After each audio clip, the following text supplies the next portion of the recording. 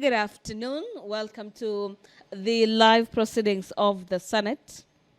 This being an afternoon sitting of the House on the 28th day of May, the year being 2024, a broadcast proudly brought to you by the Kenya Broadcasting Corporation in conjunction with the Parliamentary Broadcasting Unit. Just a minute or two before the House officially commences business this afternoon, allow me to take you through the highlights in the order paper this afternoon, where the House is set to consider the second report of the Procedure and Rules Committee on the review of the standing orders of the Senate. This is a motion by the Vice Chairperson, Procedure and Rules Committee, that pursuant to standing orders 267, 268, and 270, the Senate approves the second report of the Procedure and Rules Committee on the review of standing orders laid on the table of the Senate on the 22nd day of May 2024, that pursuant to the provisions of Article 124, subsection 1 of the Constitution, and standing orders 270 and 272, resolved to amend the standing orders as contained in the reports, as well as orders that the amendments to the standing orders as contained in the report of June 2024. This afternoon, we expect senators to resume debate on the Houses of Parliament Bicameral Relations Bill. This is a bill from the National Assembly, Bill number 44 of the year 2023. The bill is currently at the second stage, and the debate will be resuming this afternoon, having been interrupted on the 22nd of May. The Meteorology Bill, Senate Bills number 45 of the year 2023, is equally another bill that the House is set to resume debate on this afternoon, and so is the National Construction Authority Amendment Bill, National Assembly Bills number 59 of the year 2022. Away from the debate on bills, other considerations are in regards to motions lined up for deliberation this afternoon. And away from the bills and motions, the Senator for Elgeyo Marakwet County, Senator William Kisang, will pass on to standing orders number 53, subsection 1 on matters statement, be seeking a statement from the Standing Committee on Matters Agriculture and Livestock concerning the delayed payments to dairy farmers by the Kenya Cooperative Creameries, popularly known as KCC. The Senator for Kisumu County, Senator Professor Tom Ojenda, will be seeking a statement from the Committee on Health regarding the upgrade of Jaramogi Odinga Teaching and Referral Hospital to Level 6 facility. And pursuant to the same order, standing orders number 53, subsection 1, Senator Mariam Sheikh, a nominated senator, will be seeking a statement from the Standing Committee on Matters Land, Environment and Natural Resources regarding the dangers posed by marauding lions in human settlements in Ongata Rungai in Kajiado County. 5 reports from the Office of the Auditor General are also set for tabling this afternoon. These reports will be tabled by the Senate Leader of the Majority Party in regards to financial statements of various counties. The Speaker of the Senate, Honorable Amason Kingi, is already in the chamber this afternoon. Allow me to hand you over for this live broadcast. Enjoy your viewing.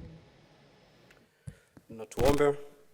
Ewe Mwenyezi Mungu, twakusihi ututazame kwa neema nyingi na baraka sisi watumishi wako ambao umeridhika kutuita kwa nyadhifa za uongozi katika jamhuri hii yetu. Twakuomba utujalie tuyatende na kufikiria mambo yote yatakayofikishwa mbele yetu kwa njia ya haki na uaminifu, ili kustawisha amani, ufanisi na heri ya nchi hii yetu na wale ambao haja zao umezikabidhi mikononi mwetu. Amen.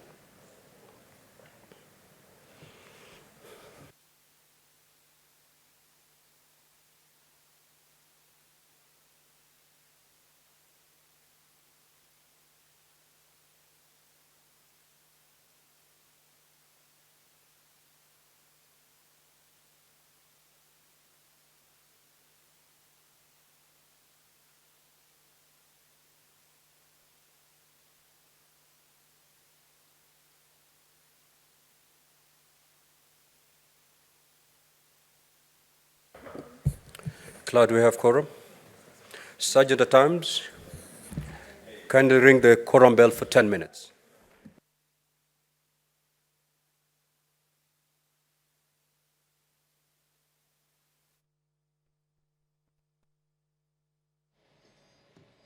The Speaker of the Senate, Honorable Amason Kingi, presiding over the business of the House this afternoon, has directed that the quorum bell be rung for 10 minutes. This has been occasioned by the mere fact the House is not properly quorated to commence business this afternoon. And as we await for the quorum to be attained, which according to the House, the rules require that at least 15 senators be in the chamber at any particular time when the House is sitting. So as we await for that quorum to be attained, allow me to take you through the order paper in regards to the businesses for consideration this afternoon.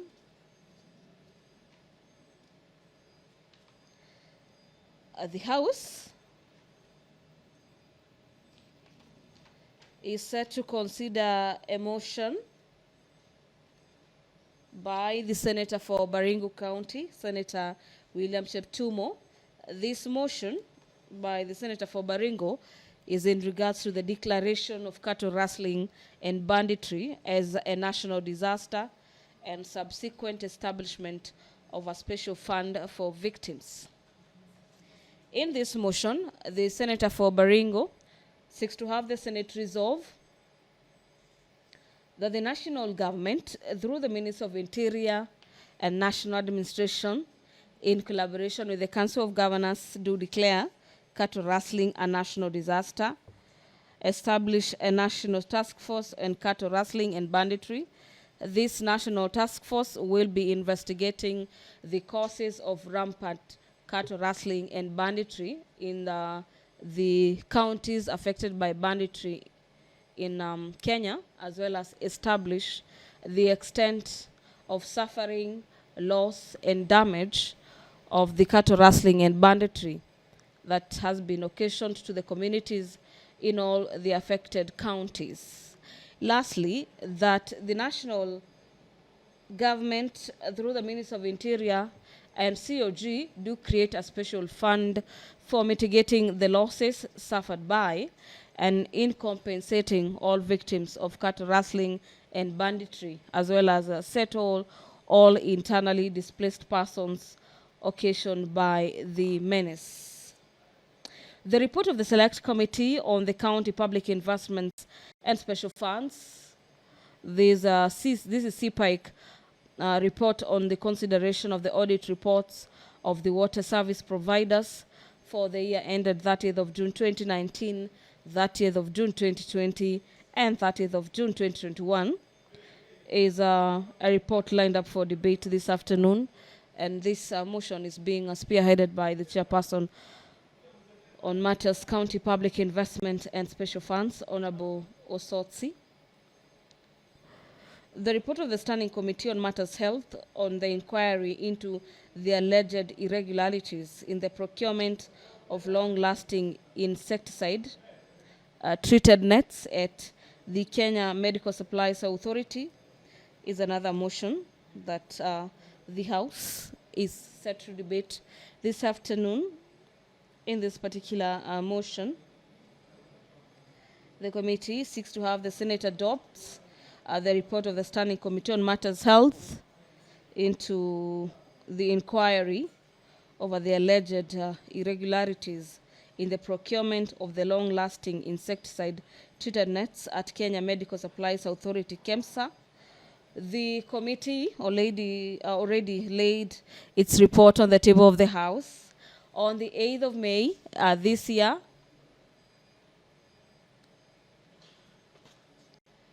And what remains is for the House to consider this report. The Senator for Bungoma County, Senator David Wakoli, will be seeking a statement pursuant to Standing Orders 53 subsection 1 from the Committee on Matters Trade, Industrialization and Tourism regarding alleged mismanagement and corruption at Mount Elgon Cooperative Union Mill. The quorum has been achieved. Order number 2, communication from the chair.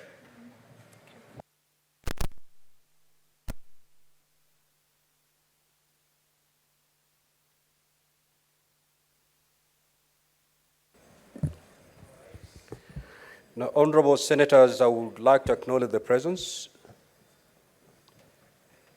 in the speaker's gallery. Sergeant at Arms, I instructed that the bell stop.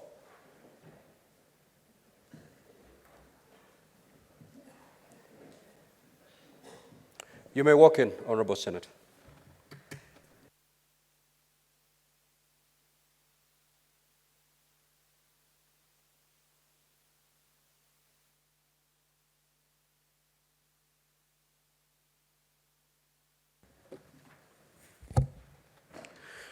I would like to acknowledge the presence in the speaker's gallery this afternoon, 5 officers from the Committee on Post-Retirement Medical Scheme of the County Assembly of Kajiado, who are on a benchmarking visit with their counterparts in the Senate. Honorable senators, in our usual tradition of receiving and welcoming visitors to Parliament, I extend a warm welcome to them, and on behalf of the Senate and my own behalf, wish them a fruitful visit. I'll call upon the Majority Leader to extend a word of welcome and 1 minute. Thank you, Mr. Speaker. On behalf of my colleagues here in the Senate, I join you in welcoming these colleagues of ours from the County Assembly of Kajiado. I had a brief opportunity to interact with them just before lunch. They were in the presence of Senator Seki, who I can see is actually in the House, introduced me to them. It's a very powerful delegation from the County Assembly of Kajiado. It is my hope, Mr. Speaker, that they'll get the full value for the time that they have taken to come and interact with our very professional staff and get to understand, Mr. Speaker, the workings of the Senate and achieve all that they set out to do when they left Kajiado this morning. I welcome them today and any other day that they feel that they need to interact with us. Thank you, Mr. Speaker.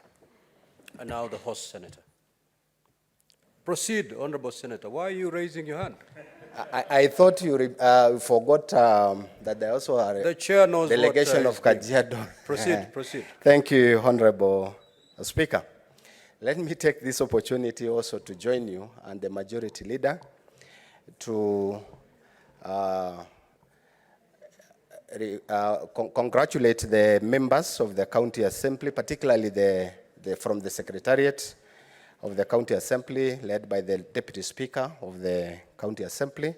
And I want to thank you for choosing to come to the Senate for benchmarking, particularly on the executive, on the issues concerning issues of pension medical scheme for your members. And I believe that you will also get an interactive moment to get more information and thereafter trying to help our county staff, particularly from the County Assembly, to have that pension scheme after retirement.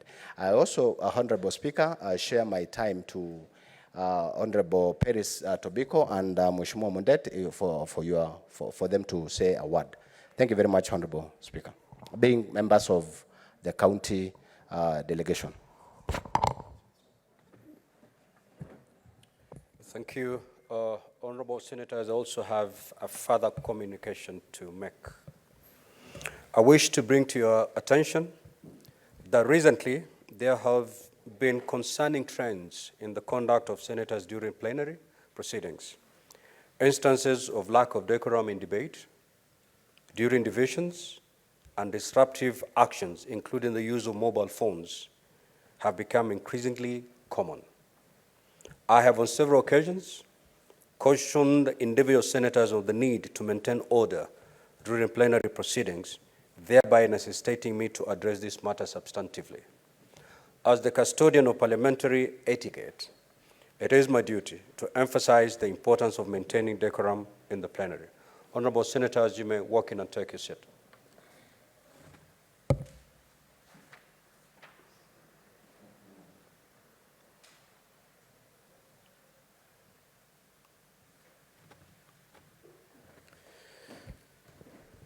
Now, Honorable Senators, decorum in parliamentary proceedings is one of the cornerstones of a functional and effective legislature. Maintaining decorum in plenary ensures debates are conducted in a respectful, orderly, and systematic manner, which not only upholds integrity and credibility of Parliament, but also sets a positive example in the management of public affairs. Respectful conduct, adherence to speaking protocols, and civility towards fellow senators are not just formalities, but standards that must be upheld by all senators.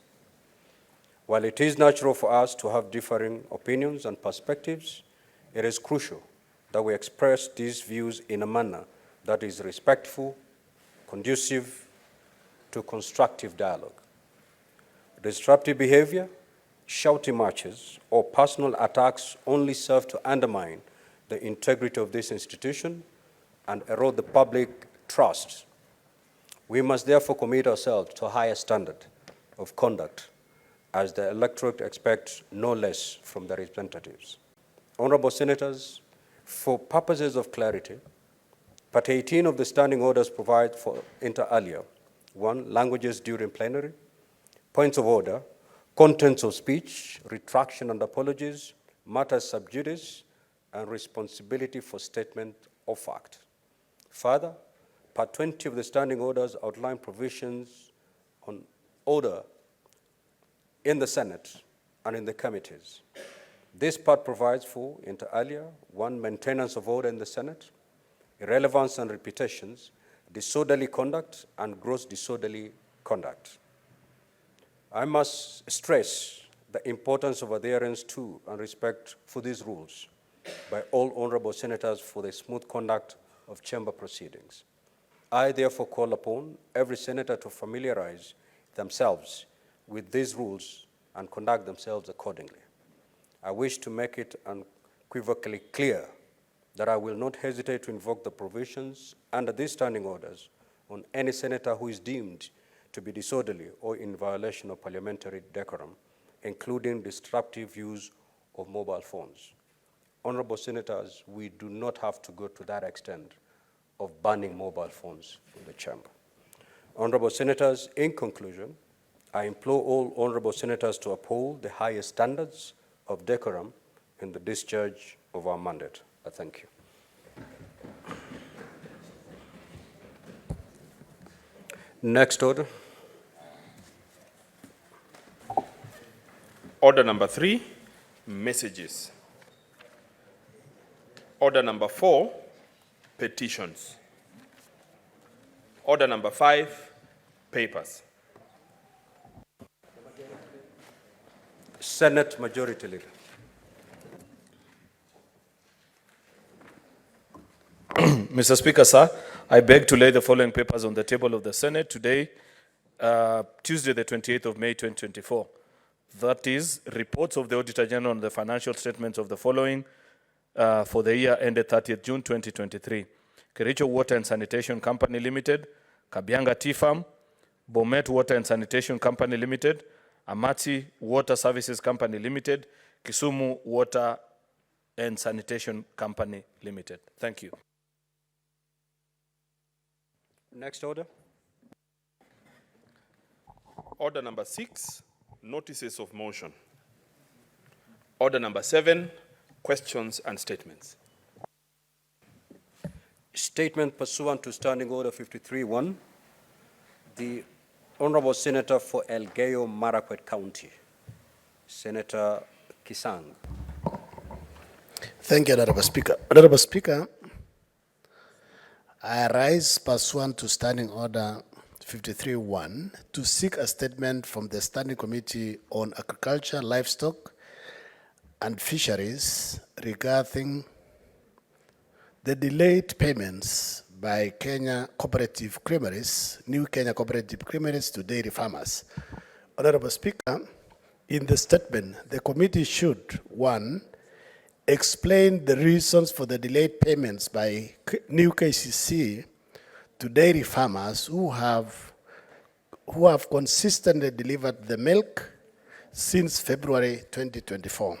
Second, provide a detailed breakdown of the pending payments to the dairy farmers following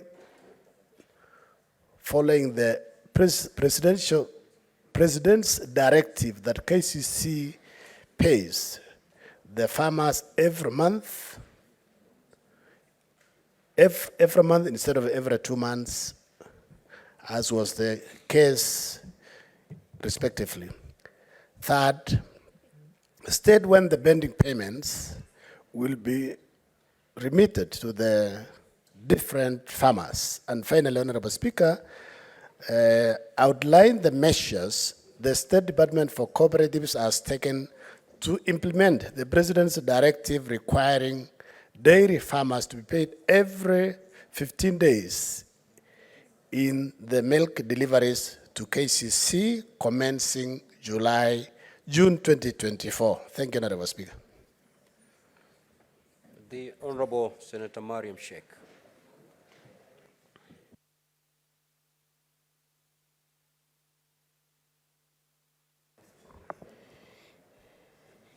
Thank you, Mr. Speaker. Mr. Speaker, I rise pursuant to Standing Order 53-1 to seek a statement from Standing Committee on Land, Environment, Natural Resource regarding recent sighting of lions roaming around human settlement and Ongata Rongai area in Kajiado County. In the statement, committee should, 1, state the number of lions that recently escaped from Nairobi National Park in Ongata Rongai area in Kajiado County, clarifying whether the whereabouts are unknown. 2, explain any steps taken by Kenya Wildlife Service in accordance with the local authorities and committee leaders to safety capture lions and return them to the park. 3, outline any action taken by the government to highlight vigilance in Ongata Rongai and neighboring area in view of threats posed by the lion to vet incident of human-wild conflict. Lastly, state any plans by KWS to reinforce the fence around all the national parks and to install monitoring system to ensure animals do not escape. Thank you. The Honorable Senator for Bungoma County, Senator David Wakoli. Proceed, Senator Chuto. Thank you very much, Honorable Speaker. This statement I'm reading is on behalf of Distinguished Senator Wakoli.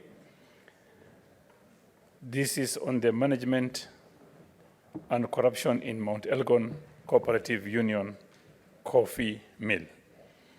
Mr. Speaker, sir, I rise pursuant to Standing Order 53-1 to seek a statement from the Standing Committee on Trade, Industrialization and Tourism regarding the mismanagement and corruption in Mount Elgon Cooperative Union Coffee Mill and other related coffee issues in Bungoma County. In the statement, the committee should, 1, provide a list of all assets owned by Mount Elgon Cooperative Union Coffee Mill from 2015 to date, listing the current value of each asset. Number 2, explain the organizational structure and general operation of Mount Elgon Cooperative Coffee Mill from 2015 to date and state the academic credentials of the current management team. Number 3, outline the procedure followed during transportation of milled coffee from the company and investigate and report on alleged theft of over 30 bags of milled coffee that happened on 14th April 2024, as well as claims that the coffee was transported to Uganda and state whether the matters were reported to the relevant authorities, outlining any remedial action taken so far. And finally, investigate allegation that coffee prices in Bungoma County are irregularly moderated by non-officials. Thank you very much, Honorable Speaker. The Senator for Kisumu County, Honorable Tomo Jenda.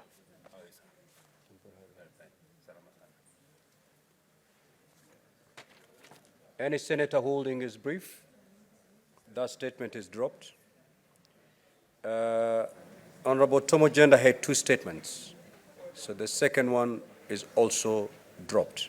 Next order, clerk. Order number 8, motion, the second report of the Procedure and Rules Committee, PRC, on the review of the standing orders of the Senate.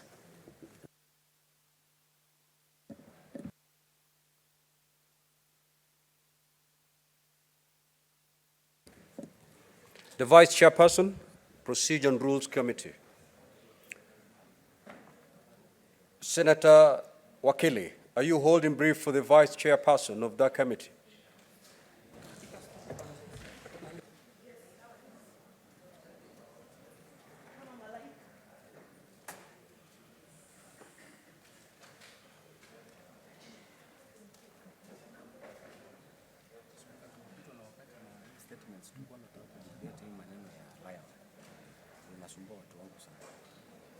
Ungeniambia ningepeana nipite.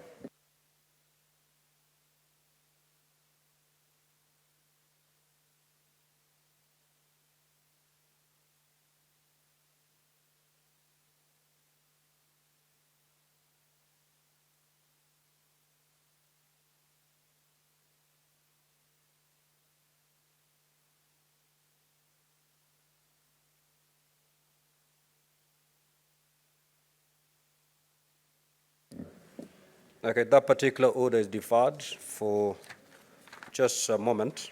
We will proceed to the next order. Order number 9, the Houses of Parliament Bicameral Relations Bill, National Assembly Bills number 44 of 2023, second reading.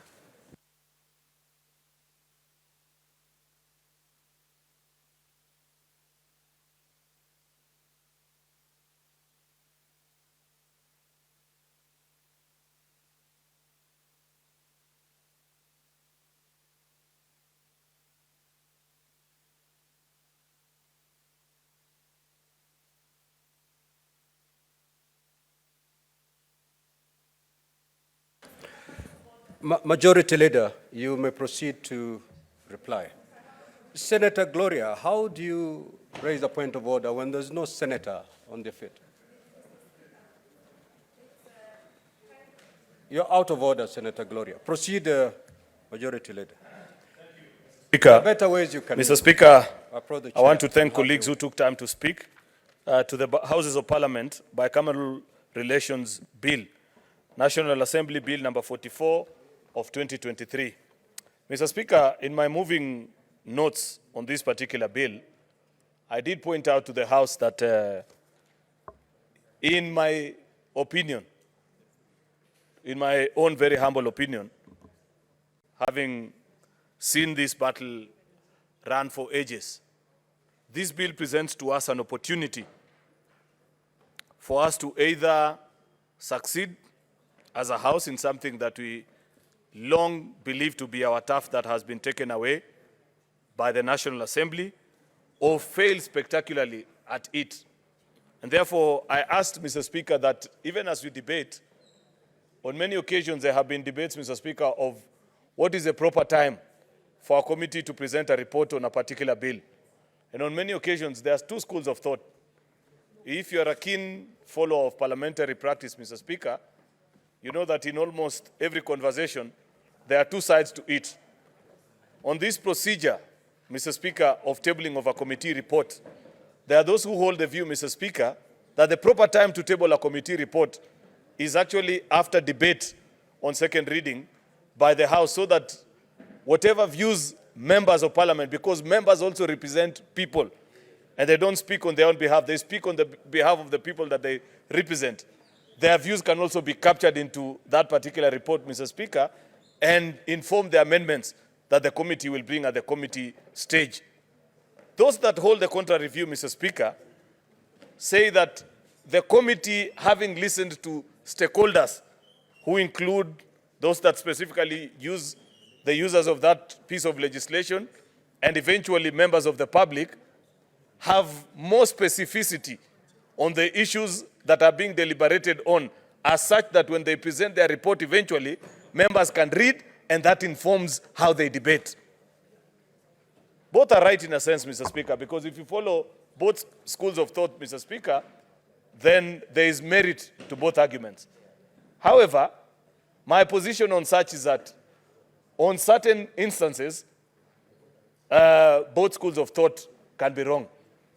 This is one such instance, Mr. Speaker, where I said the users of this bill are the members of parliament who are found in Senate and are found in the National Assembly, Mr. Speaker. Of members to be heard, and those that haven't had the opportunity, Mr. Speaker, to speak to this bill, because unfortunately, the last few weeks, Mr. Speaker, when this bill has been before the House, every time an opportunity is presented, I see only 2 or 3 members that speak to it. Quite a number of them have spoken. I've listened to most of them, but in truth and in fairness, like last week when many of them spoke, I was out of the country, I didn't listen to their views. But, be that as it may, Mr. Speaker, there may be senators who have not had the opportunity to say something on this bill.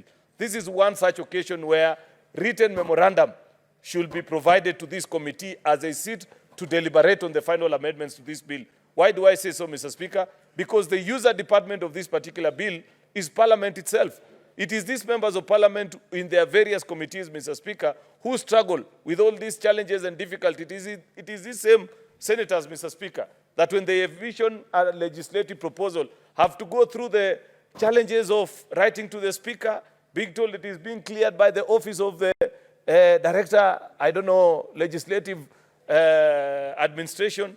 After that, Mr. Speaker, it has to go to Parliamentary Budget Office to go through the checks of Article 114, whether it is a money bill or not, then concurrence from the 2 speakers, a long, tedious procedure that is not provided with empirical procedures, Mr. Speaker, that a member can know from the onset to know what is it that you can include and what can't you include in a bill, Mr. Speaker, to guide you as you draft legislation, so that you avoid going through a particular legislation, then eventually you are told that this bill has fallen through the cracks and the roofs of Parliament, the rigors of it, because either it is a money bill or there was no concurrence granted from the other house, Mr. Speaker. This is our opportunity to provide it in legislation, so that when a member sits to partake their constitutional mandate of oversighting, of legislating, of representation, Mr. Speaker, it is properly guided. And I say this, and I want to repeat when the members of Justice and Legal Affairs Committee are here. Because when I said it, Mr. Speaker, unfortunately, it's only the chair who's there. But today I know there are many members of Justice and Legal Affairs. I know when they sat down, Mr. Speaker, they deliberated and said, we want to kill the bill at second reading. I have spoken on that particular matter many times, Mr. Speaker, and I have said it is an abuse of legislative privilege to destroy any bill at second reading, Mr. Speaker. Because there is nowhere that you are stopped, Mr. Speaker, from receiving a bill that has 5 to 10 pages and completely removing everything that is in that particular bill and coming up with your own bill anew. If we are allowed to change, Mr. Speaker, even the heading of a bill, what can you change in a bill of Parliament, Mr. Speaker? Therefore, Mr. Speaker, I want to urge our colleagues who serve in Justice and Legal Affairs Committee to use this opportunity that we have to relook into this bill, Mr. Speaker. Listen to the views that were shared by all the members, because I listened to almost 15 members speak to this particular bill in the last 2 weeks, Mr. Speaker, on their proposals, what they think needs to be made better, what they think needs to be deleted altogether, what they think, Mr. Speaker, must feature in a proper bicameral relation between 2 houses of Parliament, Mr. Speaker, as is the practice established elsewhere. Because this constitution of ours, Mr. Speaker, did not fall from the sky. There are other jurisdictions where bicameral relations exist. If those countries or jurisdictions, Mr. Speaker, have been able to manage this bill, bicameral process, Mr. Speaker, to a point where the legislative agenda works, then it can surely work in Kenya. We can define it and make it even better, because you don't have to mimic or ape any institution or jurisdiction, Mr. Speaker. We can come up with our own legislation. Therefore, Mr. Speaker, it is my sincere hope that Justice and Legal Affairs Committee will guide us in the right direction, that they will help us a house, Mr. Speaker, either I don't know whether it is later this week or eventually over the recess period, because I know at the end, at the rise of the House on Thursday this week, Mr. Speaker, eventually we shall proceed on a 3-week recess period. That should be sufficient time for them, such that when we resume, Mr. Speaker, we will find and be properly guided as a House and told that this is a procedure and the move that we expect, Mr. Speaker, on this particular matter. I want to request, Mr. Speaker, finally, that if there are senators, because I don't see how you can serve in this House, Mr. Speaker, and not have a say on such an important bill.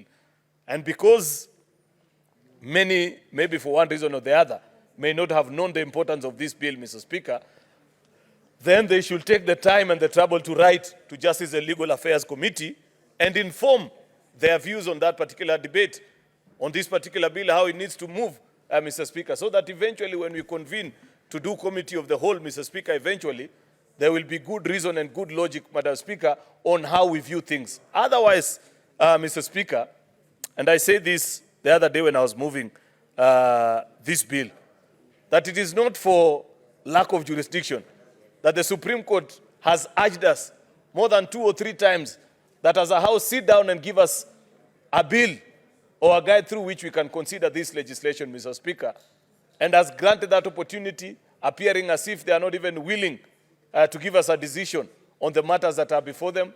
Then we will be passing on our own responsibility, something that we can sit down, Mr. Speaker, and agree on to be determined by other people. Therefore, Mr. Speaker, as a good student of history, this is a golden opportunity, which I don't want us to waste.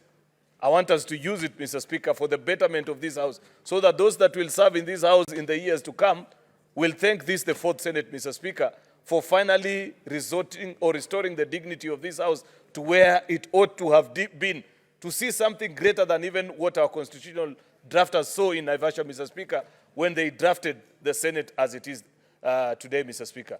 With those very many remarks, Mr. Speaker, I beg to reply and thank all the members that have taken time to speak to this. Thank you.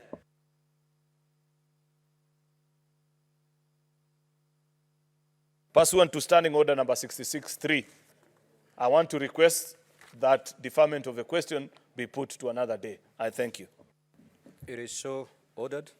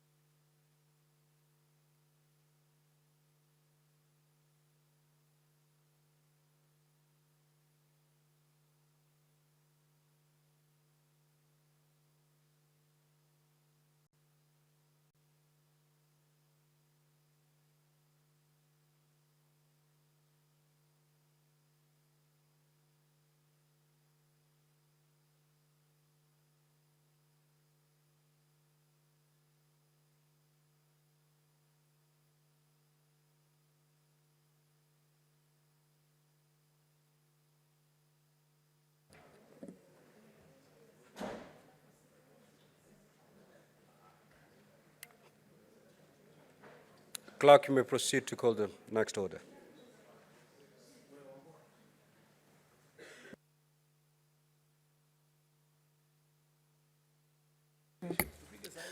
Order number 10, the Meteorology Bill, Senate Bills number 45 of 2023, second reading division.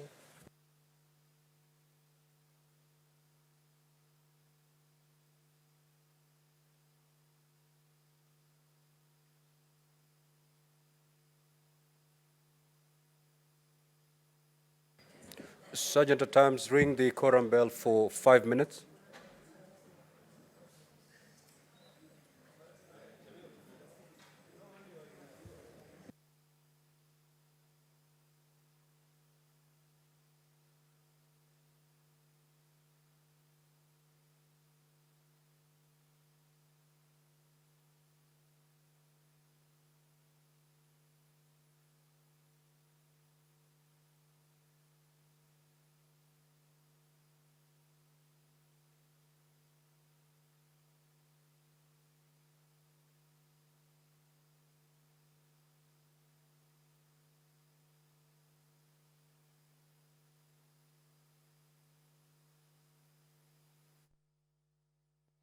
It is now a 5-minute division bell currently on at the Senate before the House votes on the Meteorology Bill 2023. The debate on this bill is already concluded. The Meteorology Bill 2023 is an act of parliament that seeks to provide for the establishment of the Kenya Meteorological Service Authority regulation, coordination, monitoring, management, provision, as well as control of meteorological services, and for the connected purposes. A deeper look at the Meteorology Bill 2023 is a bill that seeks to put in place a legislative framework to regulate the meteorological services in Kenya and to coordinate as well as monitor meteorological services. The bill proposes the establishment of the Kenya Meteorological Service Authority, which shall be responsible for the provision, regulation, coordination, and management of meteorological services. This being a bill that has been debated by the House. When senators were debating this particular bill, the senators most importantly called for the establishment of meteorological departments across the 47 counties to guide Kenyans on matters to do with weather patterns, to reduce cases of Kenyans being caught unawares, such as it happened with the recent floods. Clause 1 to Clause 4 of the bill provides for the preliminary provisions and outlining the purpose as well as objective of the bill, which includes, among others, fulfilling Kenya's international obligations under the Convention of the World Meteorological Organization and the International Civil Aviation Organization.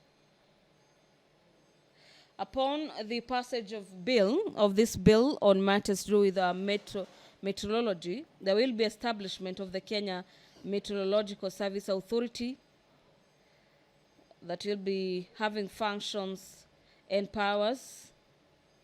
The functions of the authority include establishment and maintenance of surface, upper air, marine meteorological observation networks, establishment as well as maintenance of the integrated informational systems for the exchange of meteorological data and products, data processing as well as archival, forecasting, product dissemination, including provision of aeronautical meteorological services for matters safety, regularity, and efficiency of the international air navigation in the line with Annex 2 and 3 to the Convention of International Civil Aviation organization. The bill also provides for the management of the authority by a board of directors appointed under Clause 9 of this bill, and Clause 10 sets out the qualification of the person and the chairperson as well as the members of the board.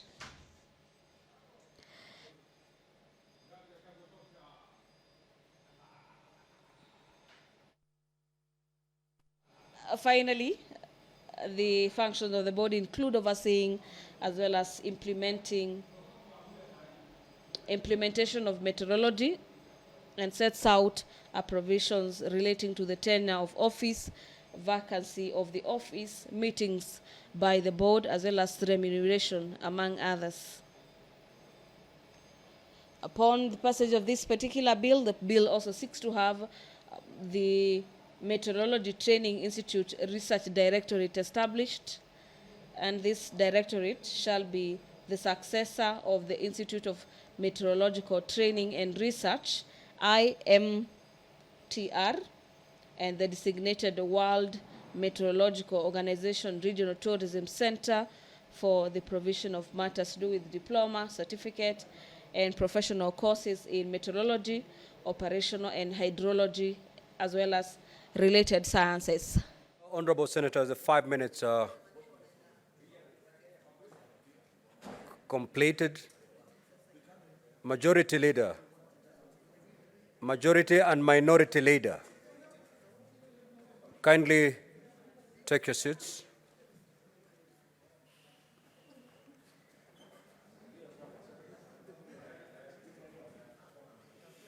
Sergeant at Arms, close the door and draw the bar.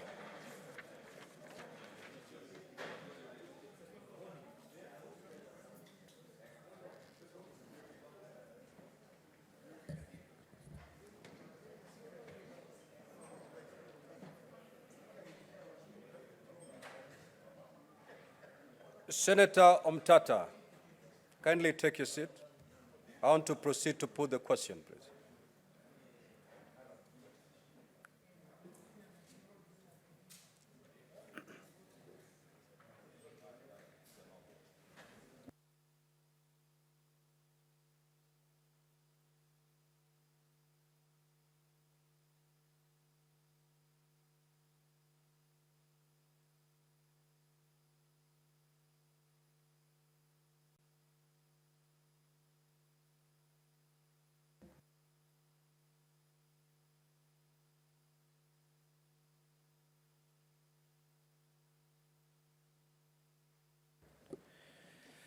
Honorable Senators, I'll proceed to put the question, which is the Meteorology Bill, Senate Bills number 45 of 2023, be now read a second time. Now, Honorable Senators, we're going to vote electronically. I'm informed that Senator Ogola, you're voting for on behalf of Homa Bay delegation, and Senator Mariam, you're voting for and on behalf of that's Mandera County delegation. So you may proceed to vote where you are. You don't have to be called to dispatch when the voting times comes. Now, Honorable Senators, I'm asking you to log out and pull your cards from the delegate unit. Sergeant at Arms, please pick any card that has been left unattended to, still in the delegate unit.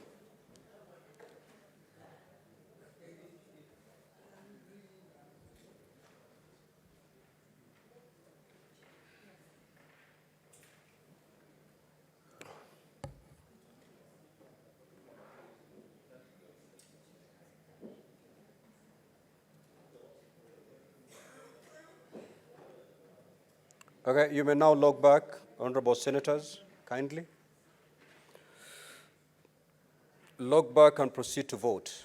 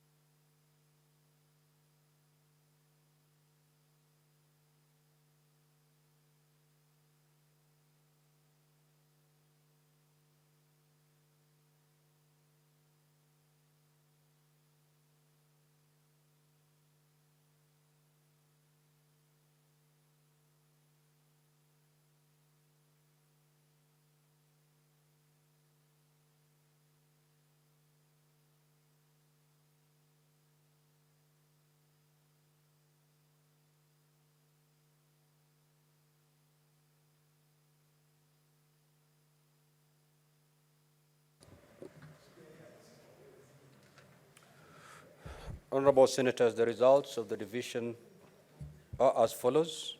Ayes 26, nays 1, abstention 0. So the ayes have it. A bill for an act of parliament to provide for the establishment of the Kenya Meteorological Services Authority, regulation, coordination, monitoring, management, provision, and control of meteorological services and for connected purposes. Now, before we call the next order, I would like to acknowledge the presence in the public gallery this afternoon, visiting teachers and students from All Saints Karambari Secondary School in Embu County. The delegation is in the Senate for a one-day academic exposition. Honorable Senators, in our usual tradition of receiving and welcoming guests to Parliament, I extend a warm welcome to them, and on behalf of the Senate and my own behalf, wish them a fruitful visit. I will call upon the Senator for Embu, Senator Mundigi, to extend the word of welcome under 1 minute. Asante Bwana Spika kwa kunipa ruhusa niweze kukaribisha wanafunzi wa chuo ya Karambari na Mbarwari ambaye wamekuja kutembea kujifunza yale tunafanya hapa katika Senate. Ni kuambia karibu hapa Senate, sisi tunajifunza kusungumuza vile hii Senate nyumba ya juu inasungumuza mambo ya county government na vile pesa tukipata vile inaenda kwa county government, vile county government itafanya kazi ndio iweze kwenda masinani, mambo ya hospitali, mambo ya kilimo, mambo ya afya na mambo zingine, hata mambo ya elimu. Kwa hivyo nataka nimhakikishie mkijifunza vizuri na mkae vizuri, msikie mambo ile mnafunzwa katika shule, hata nyinyi mtakuwa viongozi wa kesho, mtakuwa maseneta, mtakuwa hata mangavana, mkitii sheria ambaye inatakikana. Yangu ni machache, ni kusema karibuni sana. Hiyo ingine ningeomba pia serikali ile tunaongea hapa ni vile tungependa huko Embu County, hii shule bali imetoka hakuna maji, hakuna nini, hata hakuna stima. Serikali ya Kenya Kwanza iangalie shule kama hizo ndio waweze kujifunza kama zile zingine katika nchi yetu ya Kenya. Ni asante Bwana Spika. Mkienda Embu mseme mnakizwa vizuri na senator wenu wa Embu County. Asante. Asante Bwana Spika. Next order. Order number 11, the National Construction Authority Amendment Bill, National Assembly Bills number 59 of 2022, second reading division.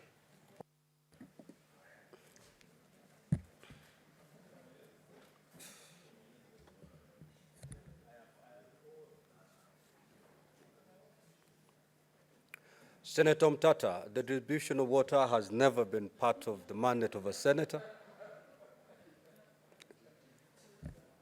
I'll proceed to put the question, which is that the National Construction Authority Amendment Bill, National Assembly Bills number 59 of 2022, be now read a second time. Now, we need not go through the procedure as adopted in the first division. Honorable Senators, just proceed to log in and vote. Voting is electronically.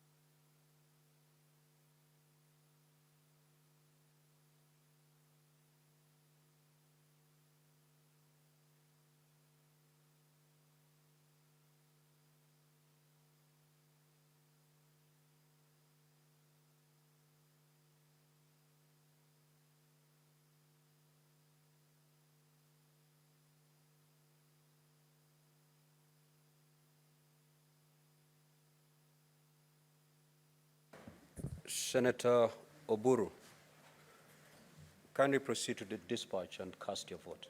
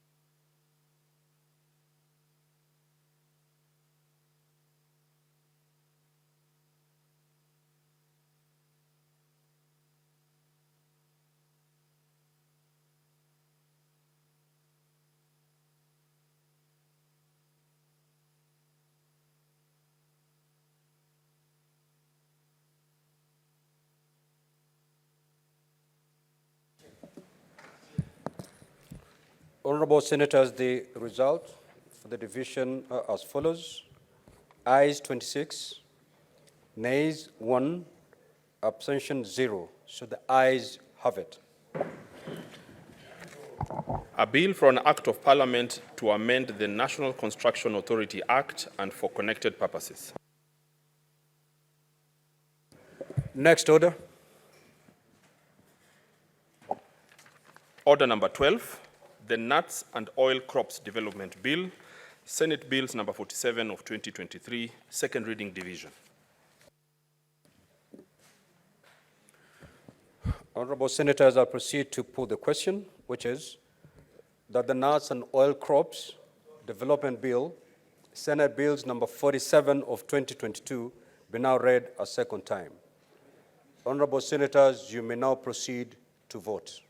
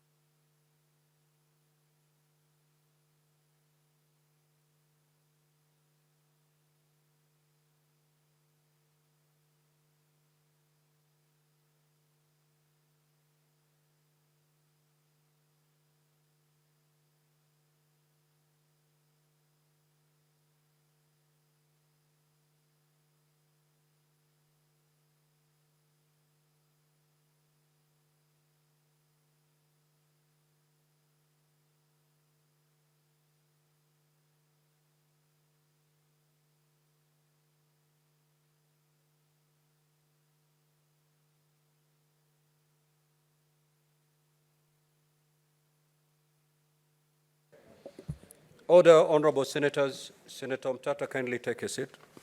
Thank you.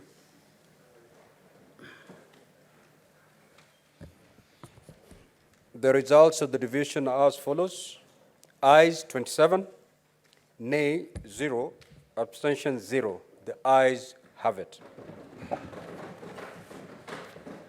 A bill for an act of parliament to provide for the production, processing, marketing, and distribution of nuts and oil crops and their products, establish the Nuts and Oil Crops Board, provide a framework for the nuts and oil crops farming, development, and for connected purposes.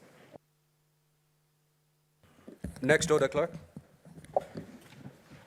Order number 13, the Cancer Prevention and Control Amendment Bill. National Assembly Bills number 45 of 2022, second reading division. Honorable Senators, I will proceed to put the question, which is that the Cancer Prevention and Control Amendment Bill number 2, National Assembly Bills number 45 of 2022, be now read a second time. You may now proceed to vote.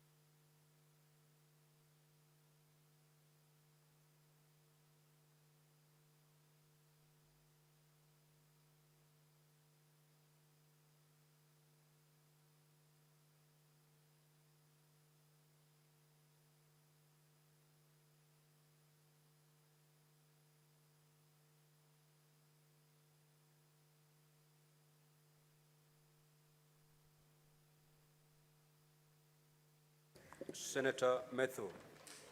Order.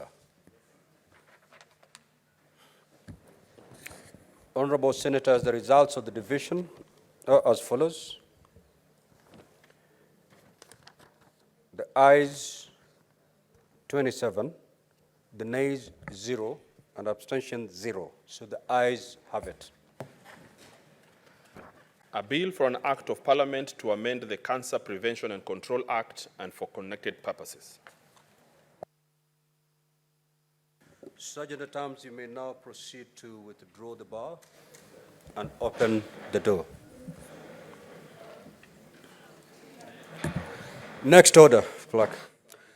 We had deferred an earlier order, so we will proceed to call that order, and thereafter we will resume normal flow as contained in the order paper. That was order number 8. Order number 8, motion. The second report of the Procedure and Rules Committee on the review of the standing orders of the Senate. Senator Wakili. Thank you, Mr. Speaker. On behalf of the Vice Chairperson of Procedure and Rules Committee, I beg to move the motion that pursuant to Standing Order 267, 268, and 270, the Senate approves the second report of the Procedure and Rules Committee on the review of the standing orders of the Senate laid on the table of the Senate on Wednesday, 22nd of May, 2024, and that pursuant to the provisions. Mr. Speaker, can I be protected, Mr. Speaker? Order, honorable members. May the senator be heard in silence, please. Thank you, Honorable Speaker. I will recap that pursuant to the standing orders 267, 268, and 270, the Senate approves the second report of the Procedure and Rules Committee on the review of the standing orders of the Senate laid on the table of the Senate on Wednesday, 22nd of May, 2024, and that pursuant to the provisions of Article 1241 of the Constitution and Standing Orders 270 and 272, resolves 1, to resolve to amend its standing orders as contained in Annexure 1 of the report, and 2, orders that the amendments to the standing orders as contained in Annexure 1 to the report come into effect on the 25th of June 2024. Mr. Speaker, a highlight of this particular motion as I move is to indicate to the House that several requests came in through the members of this House on their proposals to amend the standing orders of this House. This was committed to the Procedure and Rules Committee, which received these proposals. And among the members who submitted proposals for amendment, Mr. Speaker, included Senator Eddie Okech, whose proposals I will in a few paragraphs comment on, Senator Miraj Abdullahi, Senator Fatuma Dulo, and those which were moved on its motion by the Liaison Committee on the structure of statements of members, particularly on oversight committees, which sought to introduce Committee on Implementation and the designation of a position of chairperson. Mr. Speaker, in its meetings of 2nd of May 2024, 9th of May 2024, the Procedure and Rules Committee considered the proposals which were made by members, particularly with the need to make sure that the request for amendments for those proposals which the committee deemed appropriate in the circumstances and came up with various recommendations. And for those which were approved, Mr. Speaker, for amendment are as follows. First, Mr. Speaker, is the amendment to provisions of Standing Order number 42 of the Standing Orders of this House. And Standing Order 42, Mr. Speaker, provides for the quorum during voting in the House. And the committee, Mr. Speaker, approved that the Standing Order number 42 of the Senate as presently provides be deleted and replaced by the following. That before taking an electronic vote, roll call, division, or a voice vote, the Speaker or chairperson of the Committee of the Whole shall cause accounts to be taken of senators present in the Senate or the committee, and under 2, if the requisite quorum is present, division or voting shall be proceeded with, or B, not present, Standing Order 41(2) shall apply. That is, we will defer the vote. And lastly, Mr. Speaker, this standing order shall not apply to the process of voting on procedural motion. Mr. Speaker, what informed this particular approval of the proposed amendment is situations where we would experience in the course of seeking to vote where we have got less than 10 members in the House. And when we are going for a voice vote, it is impossible or might not be possible to clearly establish whether the ayes or the nays have had. And the committee, in the course of its consideration, was given an incident where the House had less than the numbers that would have given a clear position on the vote, and the committee indeed found merit in this particular proposal, hence the approval to amend the provisions of Standing Order 42 on the quorum during division or voting.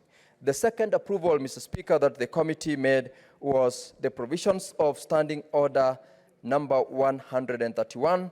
And Mr. Speaker, allow me to just highlight for purposes of the members the appreciation of what Standing Order 131 provides. This is actually the requirement on pre-publication scrutiny. Mr. Speaker, whenever a committee is committed to undertake any pre-publication scrutiny, the provisions of the standing order as currently is under 131(1) requires the committee to either examine the proposal, seek reviews of the sponsor and those of the relevant cabinet secretary or any other person who is likely going to have an impact or be impacted by the pre-publication of that particular proposal or legislative proposal. And the committee under 131(1)(b) can also make suggestions for purposes of either enriching the particular legislative proposal. Mr. Speaker, as is right now, 131(1)(a) and (b) uses the conjunction or, meaning a committee is only required either to examine or to suggest variations. The committee, Mr. Speaker, approved the proposal to amend so that the committee, when it is considering a legislative proposal prior to publication, can undertake both of them. That is, it can examine the proposal, it can seek the review, and in addition to that, rather than using the conjunction or, uses and, so that the two can become the mandate with which the committee is expected to do.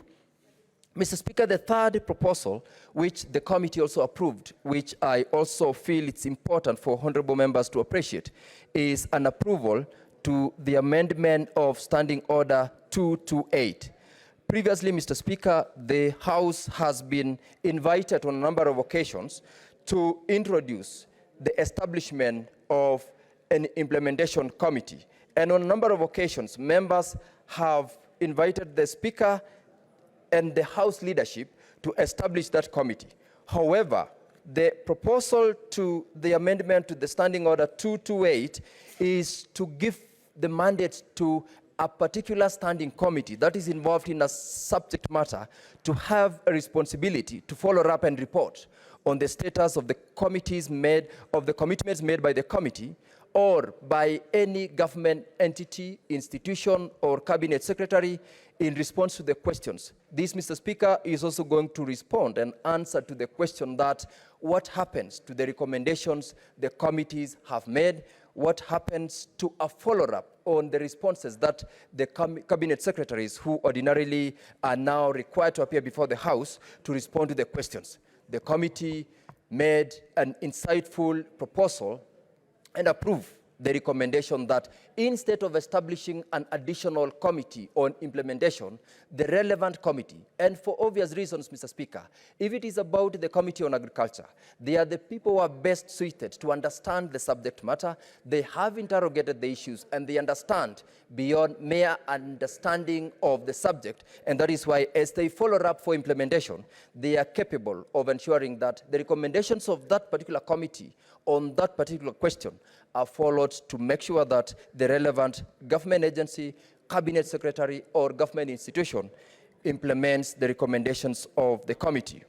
Thirdly, Mr. Speaker, the Standing Order 237 of the House is also proposed to be amended by deleting that particular standing order. Standing Order 237, Mr. Speaker, allows for comments, observations, or clarifications by members of the House whenever a petition is filed and is committed to a particular committee. Previously, Mr. Speaker, there has been challenges as to whether or not a decision of a committee on a petition, a recommendation of a committee on a petition is of value to the House. And this proposal to delete the provisions of Standing Order 237 is informed by the amendments which have been approved to Standing Order 238, where against the current provision where members upon committal of a report to the committee will have no opportunity to comment.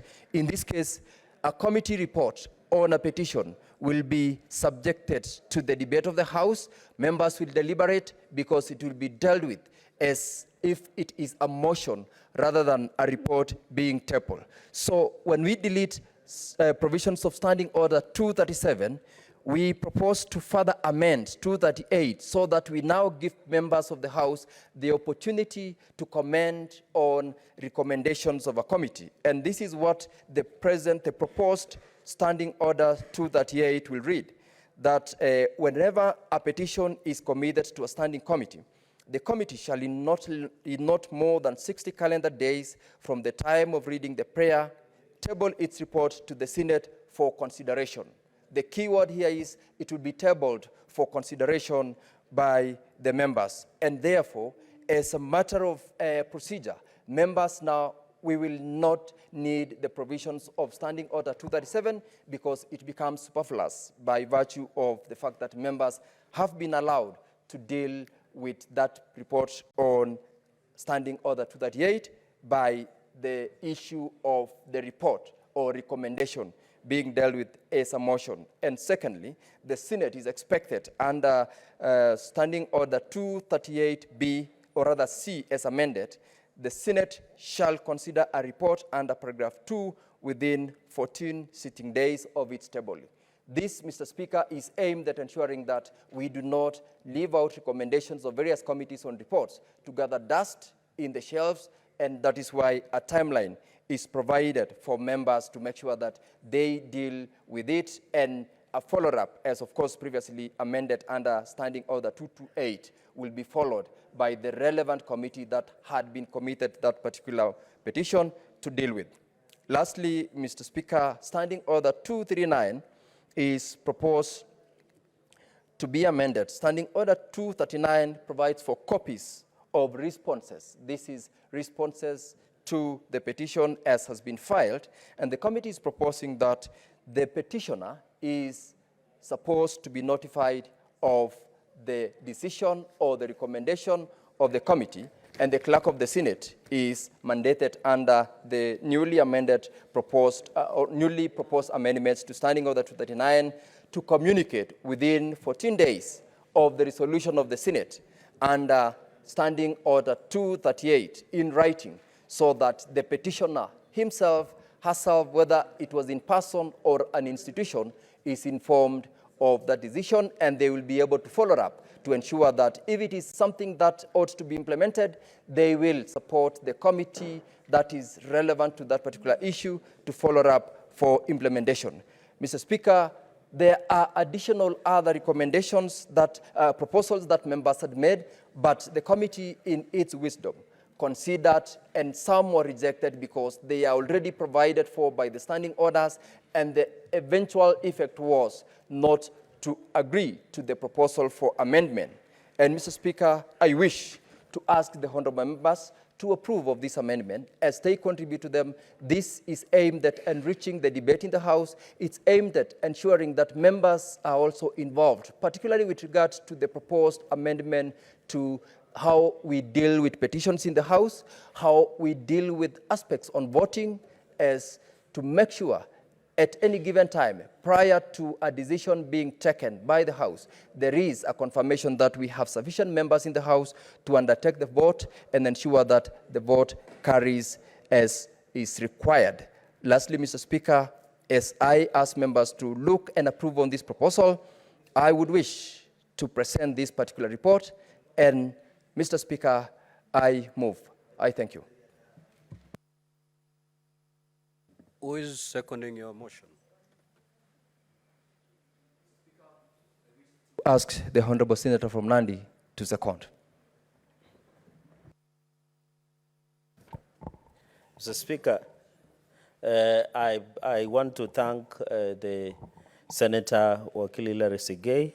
Mr. Speaker, I want to second by saying it has reached a point that we now need to clean up our own standing orders, Mr. Speaker, because what guides this House, Mr. Speaker, is normally our standing orders, which in essence has originated from the Constitution, Mr. Speaker. So, Speaker, I'm happy. I want to make 3 comments to allow my colleagues, and I can see Senator Ofiga is seeing me with excitement, Mr. Speaker, is that I want to say 2 things. One is on the issue of amending on supplementary questions.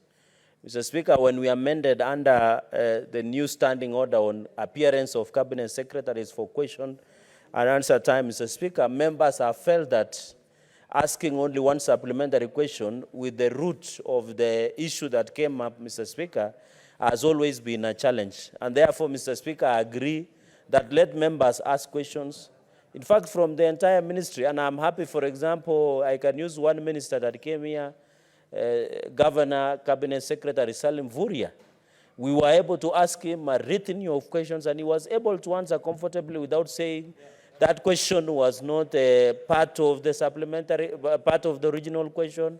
He was comfortable, Mr. Speaker. My belief, and the belief of members, Mr. Speaker, is that if you are in charge of a docket, you must have at least an overview of your docket where you are. And the retired judge, minority leader, will tell you in law school, and yourself, you know, you think on your feet.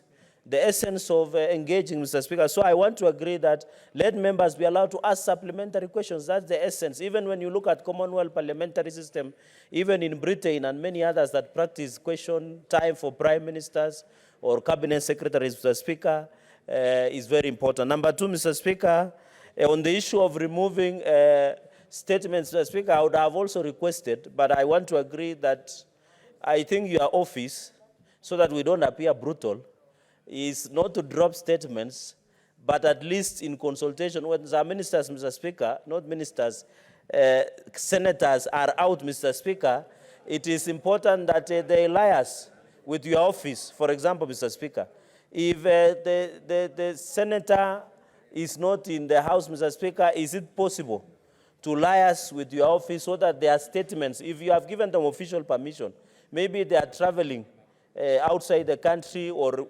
county visits through parliamentary visits, Mr. Speaker, is it possible to get permission from you? Then you don't have to schedule such statements. But any senator whose statements have been scheduled and they have not given you indication, then I agree with the amendment that they must seek leave.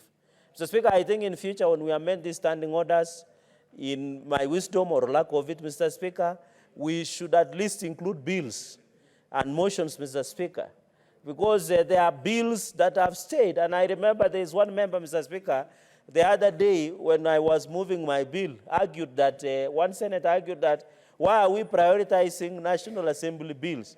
But when you look at the order paper, Mr. Speaker, the members who are supposed to move their bills and motions were not in the House. It happened coincidentally that the bill that was being moved originated from National Assembly. So I don't know, Mr. Speaker, I hope you are the chair of a committee of these procedures. Please kindly note with a lot of indulgence. Number three, Mr. Speaker, I have seen also a proposal, and I wish Senator Metu would be listening to this very keenly. Mr. Speaker, I think Senator Metu is listening because he's the chairperson of Environment and Natural Resources, where they are proposed that if you are a chairperson, you should not sit in CPAC and sipping, Mr. Speaker. I don't know, maybe in the wisdom, in the wisdom, Mr. Speaker, he's saying he's ready to forgo chairmanship to be able to still sit in the cabinet. But I can see he's consulting majority leader. So, Mr. Speaker, I think the essence is allowed to make sure, Mr. Speaker, there is efficiency and effectiveness of a committee. It is not that chairmen of various committees do not have capacity to sit in those committees, but it is because the nature of CPIC and CPAC, Mr. Speaker, is that we sit daily from Monday to Friday. And Mr. Speaker, you are aware we have backlogs of audit queries of many years. Even we are not updated in 2023, 2024, Mr. Speaker. So on this one, I know majority and minority leaders have consulted on this extensively. Mr. Speaker, number three, Mr. Speaker, on my contribution is the use of subcommittees. I want to inform this House, and Senator Otsosi will be in agreement with me, and also Senate's County Public Accounts Committee, Mr. Speaker, we have agreed that to ensure we come with the latest and clear backlog of audit queries in counties, Mr. Speaker, as we go for this working recess, we shall form the subcommittees, Mr. Speaker. Finally, Mr. Speaker, on dormant committees, so that I allow colleagues also to make because this is a procedural matter, is on the inactive members of the committees and dormant members, Mr. Speaker.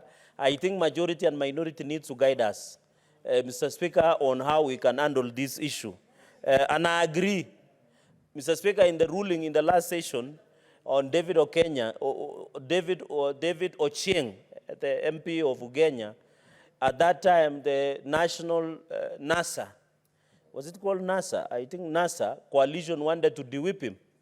And his argument in the ruling of Justin Biden Muturi, the current AG, ruled that in an upshot of his ruling, Mr. Speaker, when David Ochieng was being de-whipped, and I know Senator Otsosi was in that session, the speaker then, Justin Bundi Muturi, ruled that at least every member of parliament, either a senator or member of National Assembly, must be at least in one committee.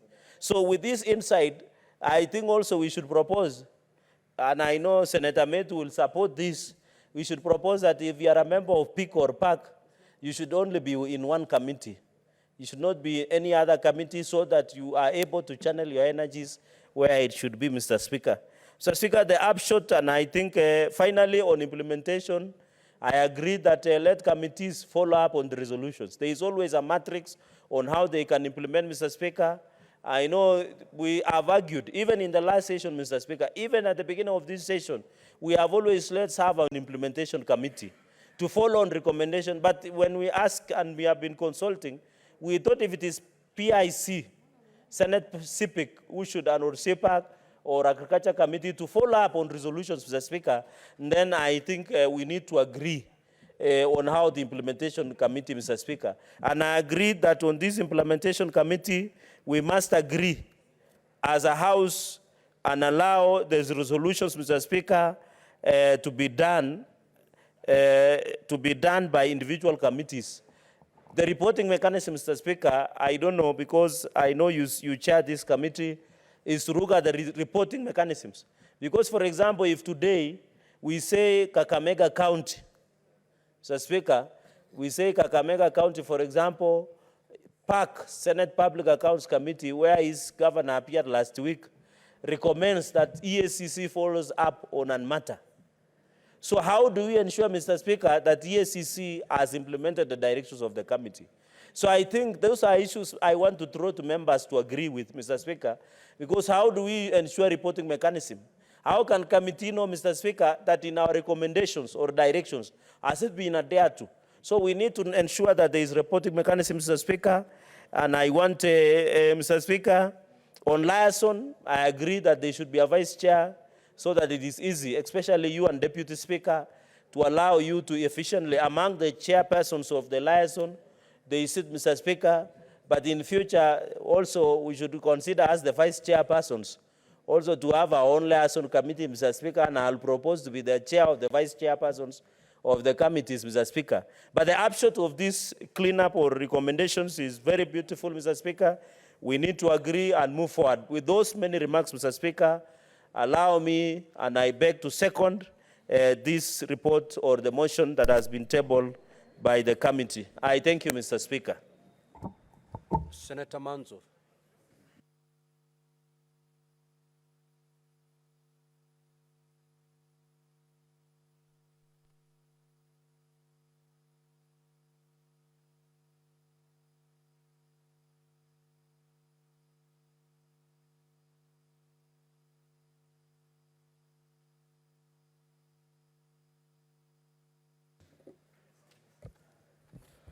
Honorable Senators, I will now proceed to propose the question,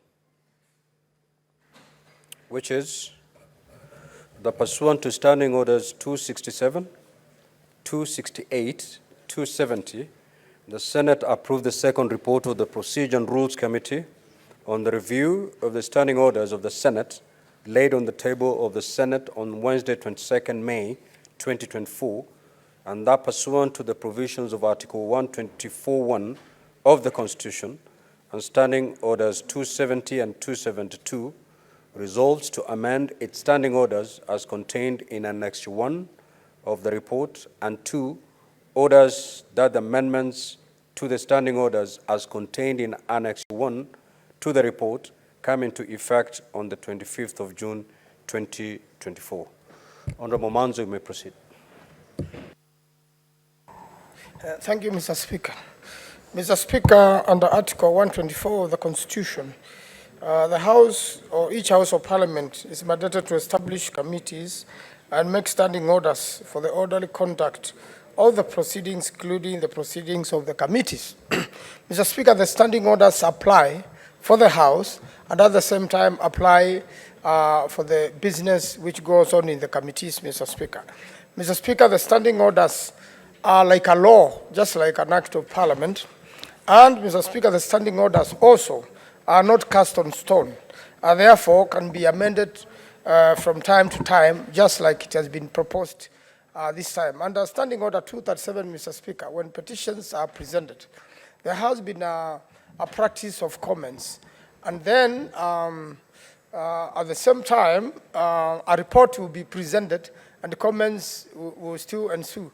Although, Mr. Speaker, the main idea of brief comments on petitions was to guide the House or to give a general view to the committee, Mr. Speaker, it has ended up in consuming a lot of time for the House, and a lot of times will go up to 4 p.m. or 4:30 before we go into the main business, which are the bills.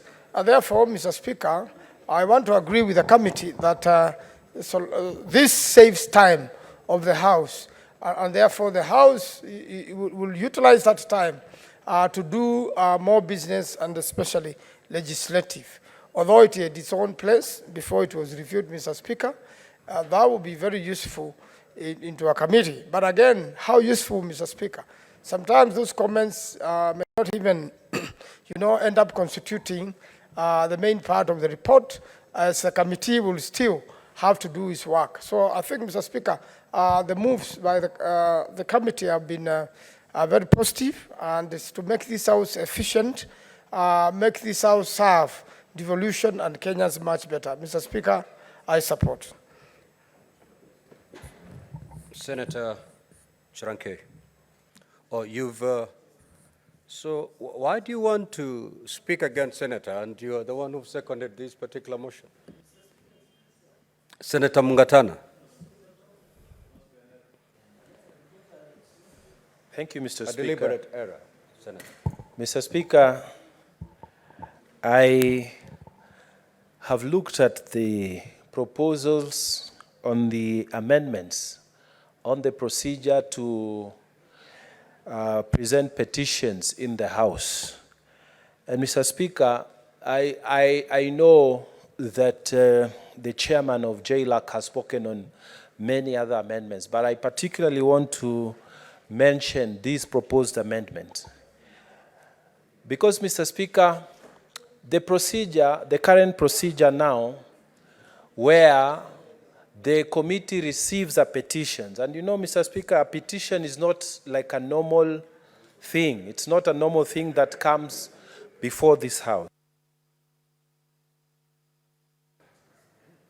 A petition normally, Mr. Speaker, originates from citizens who have failed to get their justice. And it always says the matter is not in court.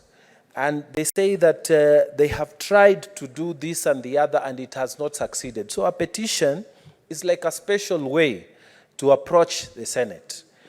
Mr. Speaker, the current procedure where if the petition has been negatived by the committee, the standing committee where it has been referred to, the report just merely tables that it's negatived and there is no debate. So the matter ends there. That procedure, Mr. Speaker, is really lacking. I particularly like this amendment that says whatever the committee finds and the committee files that report comes to the House as a motion. Mr. Speaker, I think that was a beautiful, a very superior amendment to how to deal with petitions. Why so, Mr. Speaker? Because when the amendment now comes before the House as a motion, we have the opportunity, Mr. Speaker, to debate it. And the citizens who have listened to, who have presented this petition before the House are able to hear the arguments for and against whatever their petition is, so that, Mr. Speaker, the matter is prosecuted with severity and the weight in which the people who have presented the petition have approached it. Mr. Speaker, petitions on land matters, for example, you hear people, the committee has negatived that petition. The person who presented the petition may have presented it as a person, but it is affecting hundreds or even thousands of people who would want to listen to what happened. So, Mr. Speaker, I think the procedure that forces now whatever the petitioner, the committees have found out, to be brought to the House for debate as a motion, I think it's a very beautiful amendment that needs to be supported. So, Mr. Speaker, I want to thank the chair of the JLAC for that particular amendment on petitions. And, Mr. Speaker, with those Many remarks, Mr. Speaker, I beg to support. Thank you. Senator Osotsi. Thank you, Mr. Speaker, for this opportunity to also make my comments on the motion on proposed amendments to the standing orders of Senate. Mr. Speaker, the standing order number 267 provides that the committee procedure and rules may at any time propose amendments to the standing orders. Mr. Speaker, this was important because we are living in a changing world, changing scenarios, and we may have a situation where it is important for us to change our standing orders so that they are aligned to the current realities that we are facing as a House. Mr. Speaker, I fully support the amendment so that this House has an opportunity to debate and make resolutions on petitions.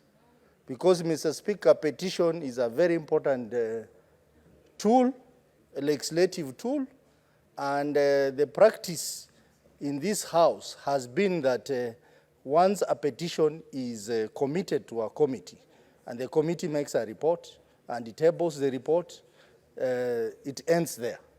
Mr. Speaker, this amendment will allow this House to have an opportunity to debate the report of the committee and approve the resolutions that are proposed by the committee.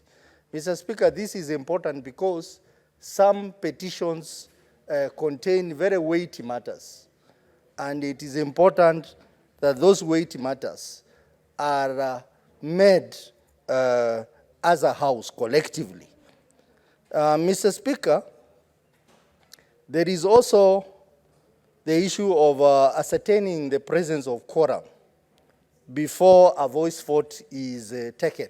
Mr. Speaker, I've seen on many occasions in this House when sometimes we don't have quorum and a voice vote is put and a matter before us is passed by this House.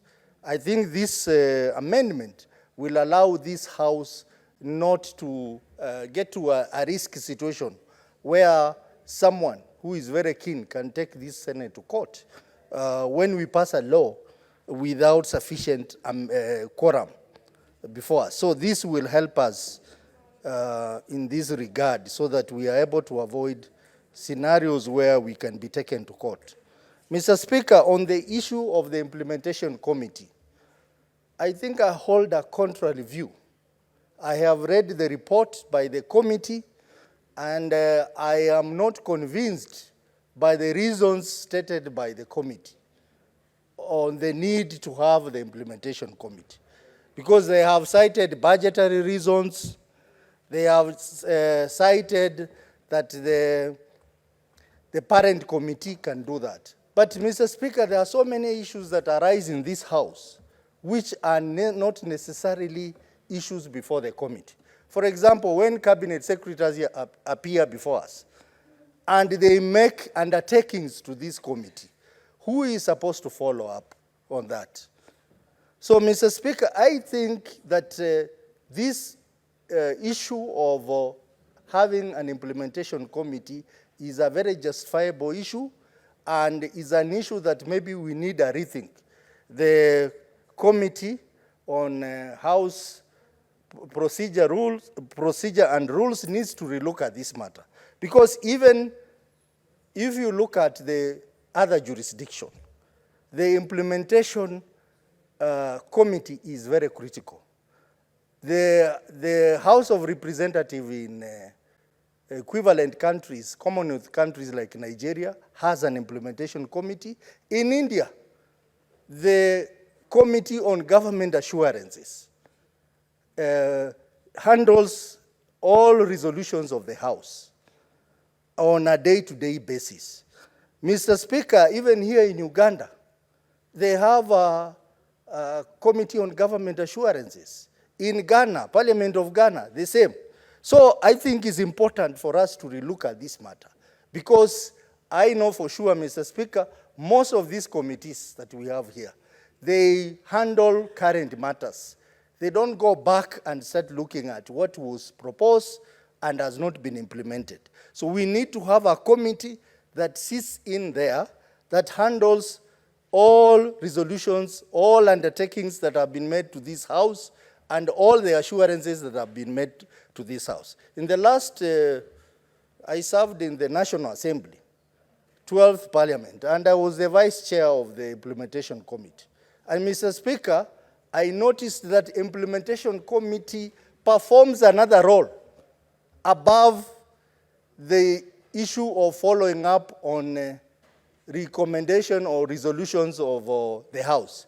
It also performs, it's an appeal mechanism for the House, where a committee makes resolutions, someone goes to court as a result of those resolutions, and or comes to the House with a new petition questioning the resolution of the House, then that is taken to the Implementation Committee to provide appeal mechanism, so that we have an internal appeal mechanism, so that we don't provide an opportunity for people to go to court on every issue. So, Mr. Speaker, if we really want to enhance parliamentary powers in this country, supremacy of parliament, I think we must have a proper mechanism of how we are going to ensure that whatever we pass in our houses is going to be implemented. Mr. Speaker, most of the things we pass in this House and the other House are never implemented. A case in point, Mr. Speaker, this House passed a resolution on the issue of pensions, non-remitted pension by county governments, estimated to be 80 billion shillings. Mr. Speaker, I was surprised this week that the Attorney General, who was directed by this House to gazette a task force to implement that, went ahead, instead of gazetting the task force, he went ahead and he wrote to the committee questioning the resolution of the committee. These are the challenges that we are facing, Mr. Speaker. So if we have a substantive committee that exists, whose role is only to follow up on the resolution of the House, we'll make progress. Mr. Speaker, it is also important that we have administrative mechanisms within Parliament to follow up on the implementation of a resolution, so that once this House passes a resolution, we must have a unit within Parliamentary Service Commission whose role, just like the Budget Office, whose role is to manage the resolutions that are made in this House. Other parliaments, Mr. Speaker, they have what we call the Monitoring and Evaluation Unit that does that. In this Parliament, we don't have. And yet, that is the most important unit that this Parliament should have. A special unit whose role is to administratively deal with the resolutions that are passed by this House, with undertakings that are made before this House, and reports back to this House. Maybe in that case, Mr. Speaker, we may not need an implementation committee. But a scenario where we have no administrative unit to handle that, and then we don't have an implementation committee, Mr. Speaker, many of the things that we pass in this House will be in vain. Mr. Speaker, on the issue of oversight committees, where they proposed, where there was a request to enhance the numbers of these committees so that they are able to fast-track their work and be able to be current in terms of how they engage with the counties. Mr. Speaker, I fully support that proposal, although the committee rejected that proposal on budgetary reasons. Mr. Speaker, the committee of CPIC had 11 members, just 2 more members than other committees. And the reason was that they can have flexibility to establish subcommittees and do parallel meetings and be able to catch up. Mr. Speaker, I think we need to revisit that issue so that we help oversight committees be able to be current. And I want to say that even though we have 9 members, the committee of CPIC and CPAC, we will be the first committees which are going to start questioning the governors who are in office now on their reports. With effect from August, we will now start dealing with the 2022-2023 finance year, so that by the time we finish our 5 years, we will have at least done up to the year 2025-2026. Mr. Speaker, this is important because we are having a problem questioning a governor on the financial statements of another governor who has already left office. It becomes very difficult. So the only solution here is to fast track the work, the reports before us, so that before one leaves the office, Mr. Speaker, we have cleared with his reports and he can go in peace. And Mr. Speaker, I have also seen a proposal, amendment to the Constitution by Senator Chimera, that governors should not run as senators. I think that, to me, although the bill is not before us here for debate, to me, it is something we need to look at, but it is something that arises because we are not able to do our work. If we did our work and ensured the reports are done, and those who have questions, maybe we can have a mechanism of vetting so that they cannot be allowed to contest for seats. But those who are cleared by this House, they should be allowed to contest any seat. Mr. Speaker, I don't see any problem with a governor becoming a senator if he has been cleared by this House, or a senator becoming a governor, like my friend Boni Halwale here, who is going to become the governor. So, Mr. Speaker, it is the issue of the speeding up the processing of the oversight committee report is very important, and the answers lie in expanding the members slightly so that they can have subcommittees, and also having members who are committed. There was a proposal that you should not belong to another committee. Mr. Speaker, they can belong to other committees, but they need to be committed. They need to be there to read volumes and volumes of documents.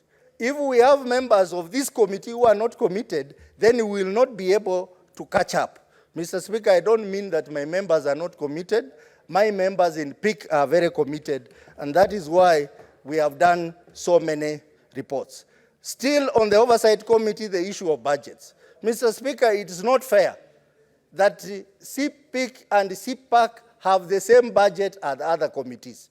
These are committees that deal with so many reports, and reports that require a lot of input, a lot of study, and therefore, they need to have adequate resources, budgetary resources, to do the reports. I have run out of my budget as a committee, and therefore I can't process any more reports. So if we have the same budget, and considering that budgets have been slashed, it becomes very easy, Mr. Speaker, to achieve our objective.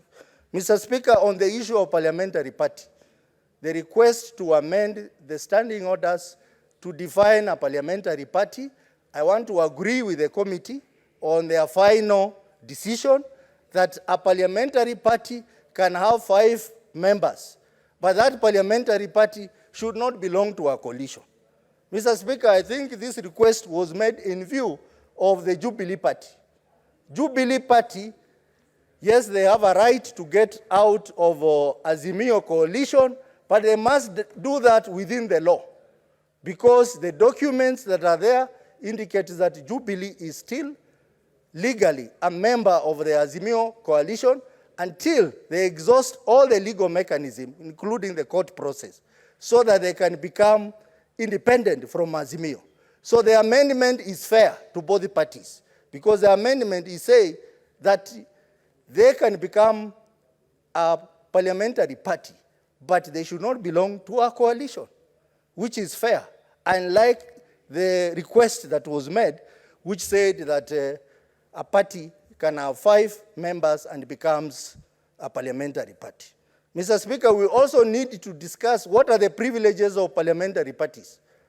Because in the National Assembly, I've seen that there is a party of 17 members which has been allowed to appoint a whip alongside the minority whip. Mr. Speaker, if we allow these kind of things, we'll be creating confusion in our houses because there can only be two leadership sides, the minority and majority side. If the minority side has a minority whip, the other side should have a majority whip. We do not want a scenario where we have another layer in between. It creates confusion, and Mr. Speaker, I want to thank the committee for being wise and making a recommendation that, parliamentary parties must not be members of, they must first of all meet the criteria of 5 members and should not belong to a coalition of parties. On the issue of statements, the format of statements, Mr. Speaker, I think I support the request that was made that a statement must have a background. The statements we do in this House, Mr. Speaker, do not have a background, and sometimes when they are sent to the people who are supposed to respond, they end up not responding adequately or capturing the basis of the statement because the background is not there or is not inadequate, is not adequate. So I think it's important for the background to be there, stating the facts of the case, and then the questions or the issues that need to be undertaken are stated after that. Mr. Speaker, I think it's important for us to continually improve on our standing orders, to make them better, and to line them to the realities of our parliament. So for those very many remarks, Mr. Speaker, I want to support these amendments that have been proposed and request that we need to have a rethink on this issue of implementation. How do we want to do it? Not just in this House, even administratively, within our system of Parliamentary Service Commission. How do we deal with the issue of implementing the resolution of the House? And the resolution of the House are quite diverse, including the budgetary resolutions that we pass in this House. Mr. Speaker, including undertakings that are made in this House, even undertakings that are made to committees. How will they be followed up? That is very important. Mr. Speaker, I support. Senator Dulo.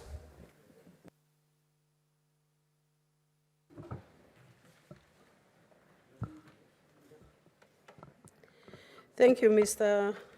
Speaker. Mr. Speaker, I beg to move an amendment to the motion that is before the House. Mr. Speaker, in paragraph 1, by inserting the following words immediately after the word report, subject to deletion of the word not in a coalition with another party, appearing in the proposed amendment to Standing Orders number 2 on page 33 of the report. Mr. Speaker, I am actually requesting to amend this so that political parties can have a freedom of being on their own and also being within the coalition. And I think this is a freedom that we seek. And this will actually help in sorting out the challenges, Mr. Speaker, we face within the coalition, and I think this will also give association by political parties within different parties. And again, Mr. Speaker, even within a coalition, if you are 5 members, you can be able, Mr. Speaker, to belong to a political party. And I think that will help a lot. With that, Mr. Speaker, I would request Senator Kakamega to second. I thank you.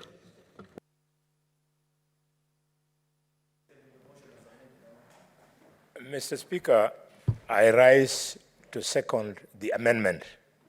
And Mr. Speaker, listening very carefully to the spirit in this letter of the amendment, it is attempting to write something that standing orders are not explicit on. Namely, once you walk through this door, stand there and you are sworn in as a senator, you must be able to enjoy all the committees in this house.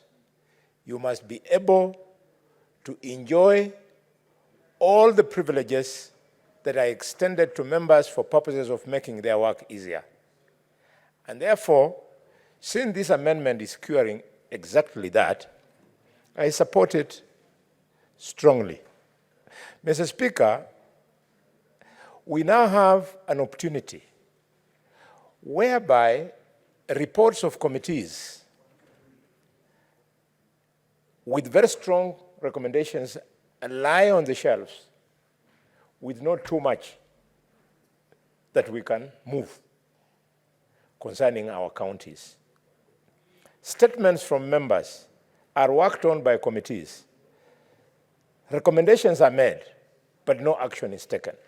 Mr. Speaker, with this amendment, both the first one and the second one, whereby we are now introducing the implementation committee, it means that those reports of committees will have a chance to be acted upon by the Committee on Implementation. I support this amendment, Mr. Speaker, sir. I second. Honorable Senators, I'll now proceed to propose the question, which is that the motion, Senator Wakili, you should know better, that the motion be amended in paragraph 1 by inserting the following words immediately after the word report, subject to deletion of the words not in a coalition with another party, appearing in the proposed amendment to Standing Order number 2 on page 33 of the report. Senator Faki.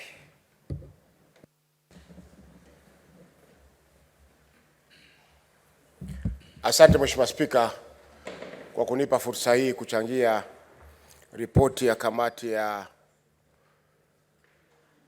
taratibu za bunge kuhusiana na mabadiliko ya kanuni za bunge. Mheshimiwa Spika, ningependa kusema kwamba ripoti imezungumzia kwa ufasaha mambo kadhaa, lakini mimi nitagusia mambo mawili peke yake. Kwanza ni kwamba Senator Faki, we are now debating the amendments, the motion on the amendments as proposed by Senator Dulo.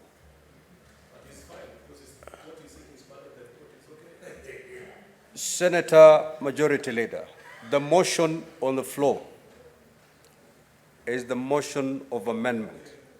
That is the motion that we are supposed to debate. No, Chair, we finalize on that matter, and then we can resume debate on the original motion in whatever form, depending on the outcome of this particular vote. So what is before us now is the motion as proposed by Senator Dulo. Thank you, Chair. I had no intention of supporting or debating the amendment. No, honorable senators, I see no senator wishing to, Senator Mungatana. Mr. Speaker, I listened to the Honorable Senator Dulo when she was moving these amendments, and I listened very carefully, Mr. Speaker. Mr. Speaker, I want to agree with the sentiments that every senator who walks into this House and takes that oath is entitled to participate fully in the activities of this House. Mr. Speaker, irrespective of the external politics, the party politics, every senator who walks into this House, Mr. Speaker, especially those ones who are elected by delegation, they should participate in committees, Mr. Speaker. They should make their contribution, Mr. Speaker. And Mr. Speaker, this amendment is helping us towards achieving that particular goal. And this is what we want. We should not have rules that are limiting participation of elected senators, Mr. Speaker, people who have come here by the voice and the vote of the people. Mr. Speaker, irrespective of whatever politics that are happening outside, this amendment is giving that power to allow full participation of members in various committees. And Mr. Speaker, this is a beautiful amendment. It's a kind of amendment that helps us to go forward rather than backward. It's a kind of amendment that is opening doors for us to, as a House, benefit from the wisdom of those colleagues who are elected, and for whatever reason, they could be having issues with their arrangements of politics outside the House. So, Mr. Speaker, I rise to fully support that amendment and ask all members to support. I thank you, Mr. Speaker. Senator Prof. Kamar. Thank you, Mr. Speaker. I stand to support the amendment that has been introduced by Senator Dulo for the one reason that in democratic parliaments, there should be allowance for people to make decisions and to make moves of their own choice. Mr. Speaker, it becomes very difficult when we lock the system through our own standing orders and forbid members who may wish not to be aligned to any political party or any political coalition. I therefore support that it is good for us within the House to know that once we are in the House, there is, for democracy to prevail, we should allow members to exercise their duty and right of association within the House itself. So, Mr. Speaker, I would like to support that this amendment be included so that we allow for that room. It may be today that those of us who are in Jubilee have found ourselves in an awkward situation, but it could be another group tomorrow. So for the House, it is very important that the House has that flexibility, that the House allows for that democratic movement so that coalitions can be brought in and out in a very democratic manner. For that, I support, Mr. Speaker. Senator Roba.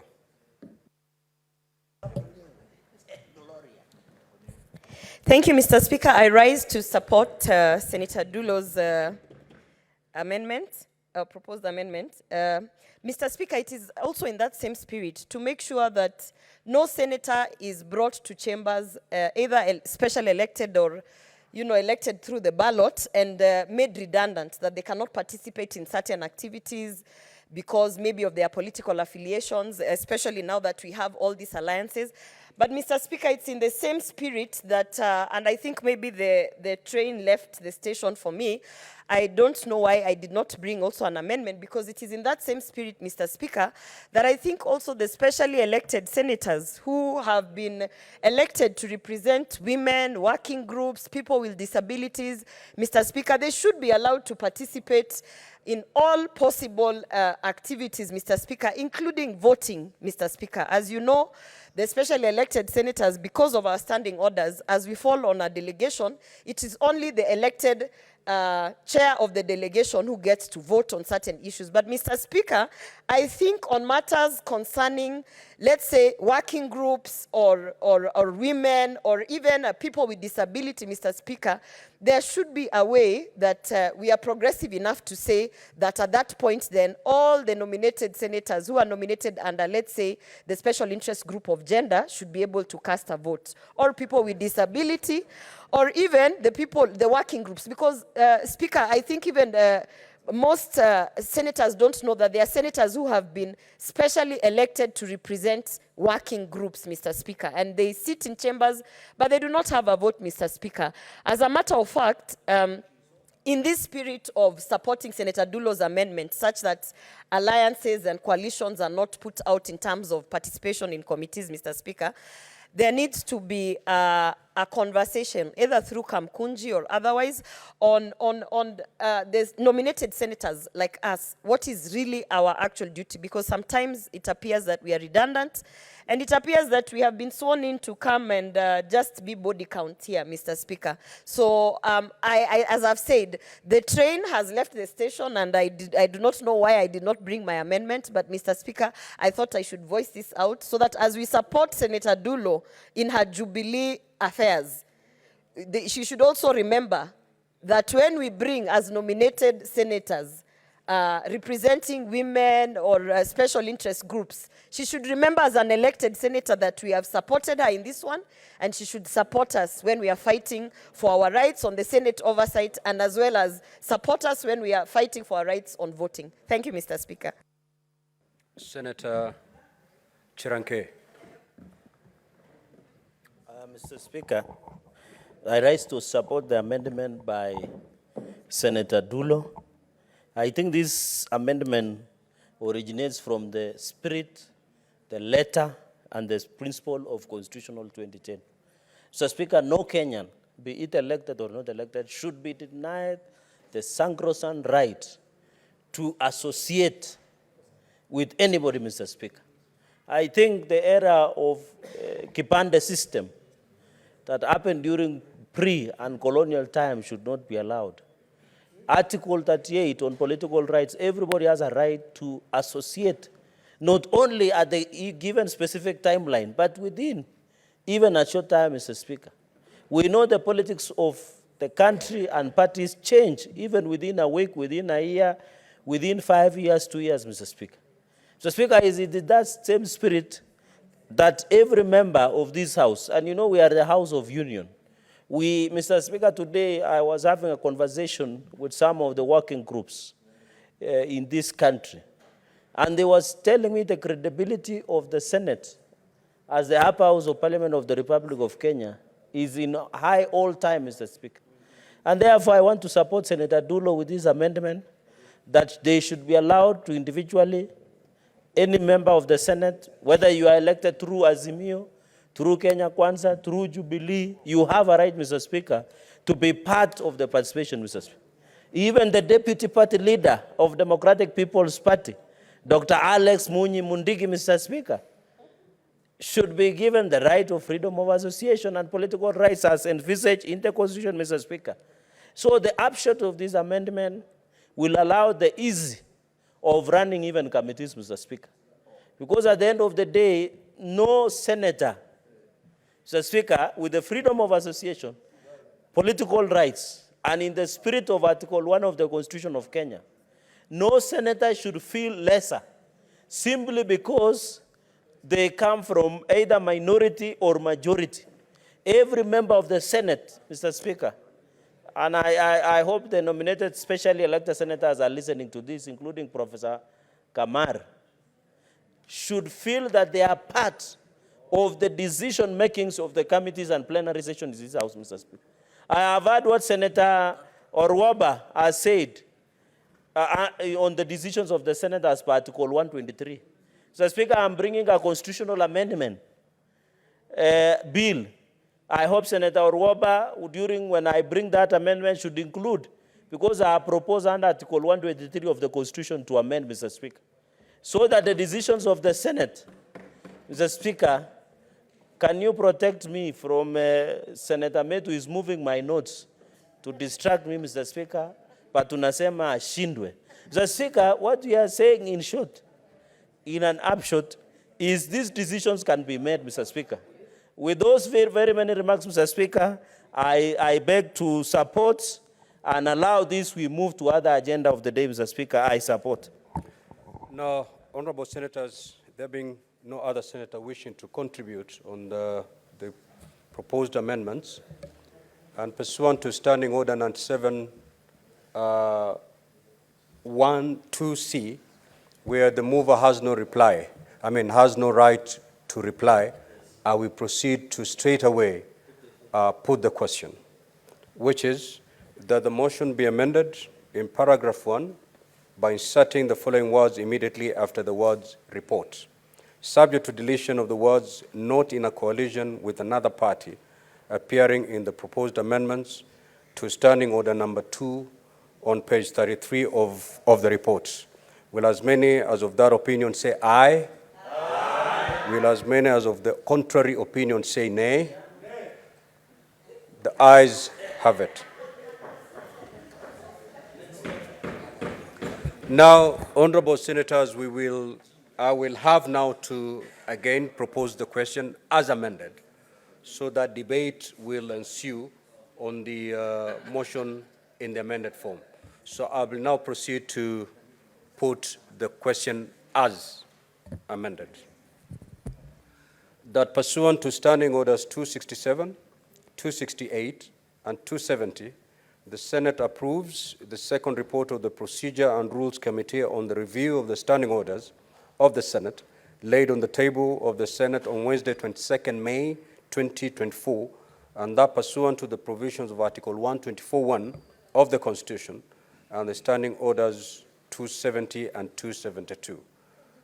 1. Resolve to amend its standing orders as contained in Annex 1 of the report, subject to deletion of the words "not in a coalition with another party," appearing in the proposed amendment to the Standing Order number 2 on page 33 of the report. And second, orders that the amendments to the standing orders as contained in Annex 1 to the report come into effect on the 25th of June 2024.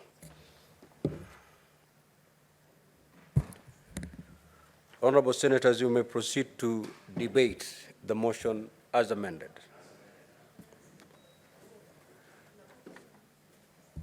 There being no senator wishing to make an intervention,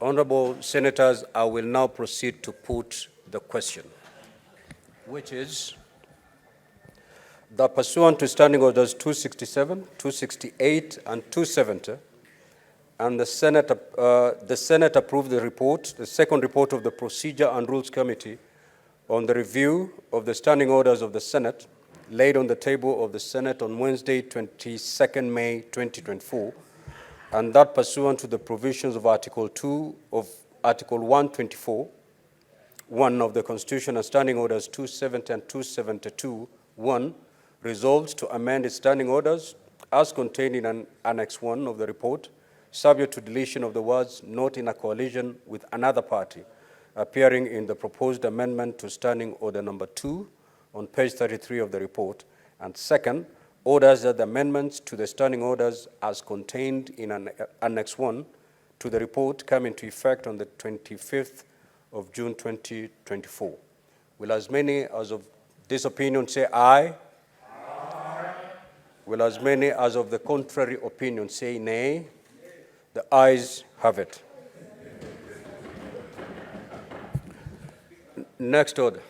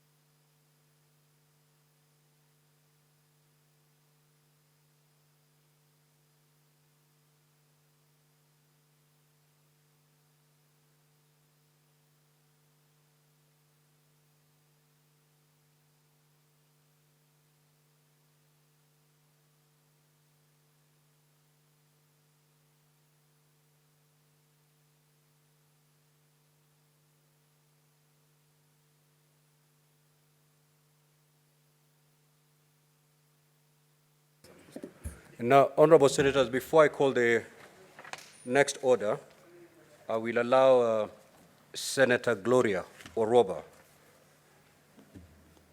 to make her statement pursuant to Standing Order 52.1, today being the World Menstrual Hygiene Day. Senator Oroba, you may proceed.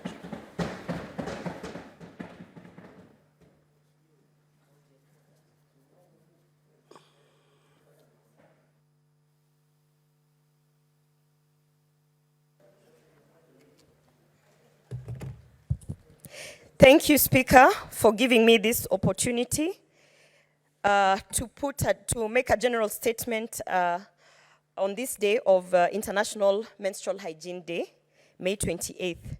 Mr. Speaker, I rise pursuant to Standing Order 52.1 to make a statement on a matter of general topical concern, namely the commemoration of World Menstrual Hygiene Day, observed annually on the 28th of May. Mr. Speaker, today is World Menstrual Hygiene Day, and this year's theme is Together for a Period-Friendly World.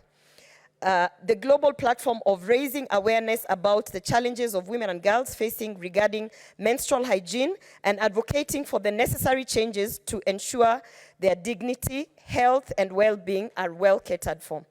Mr. Speaker, in Kenya, many girls face significant barriers in managing their menstrual health.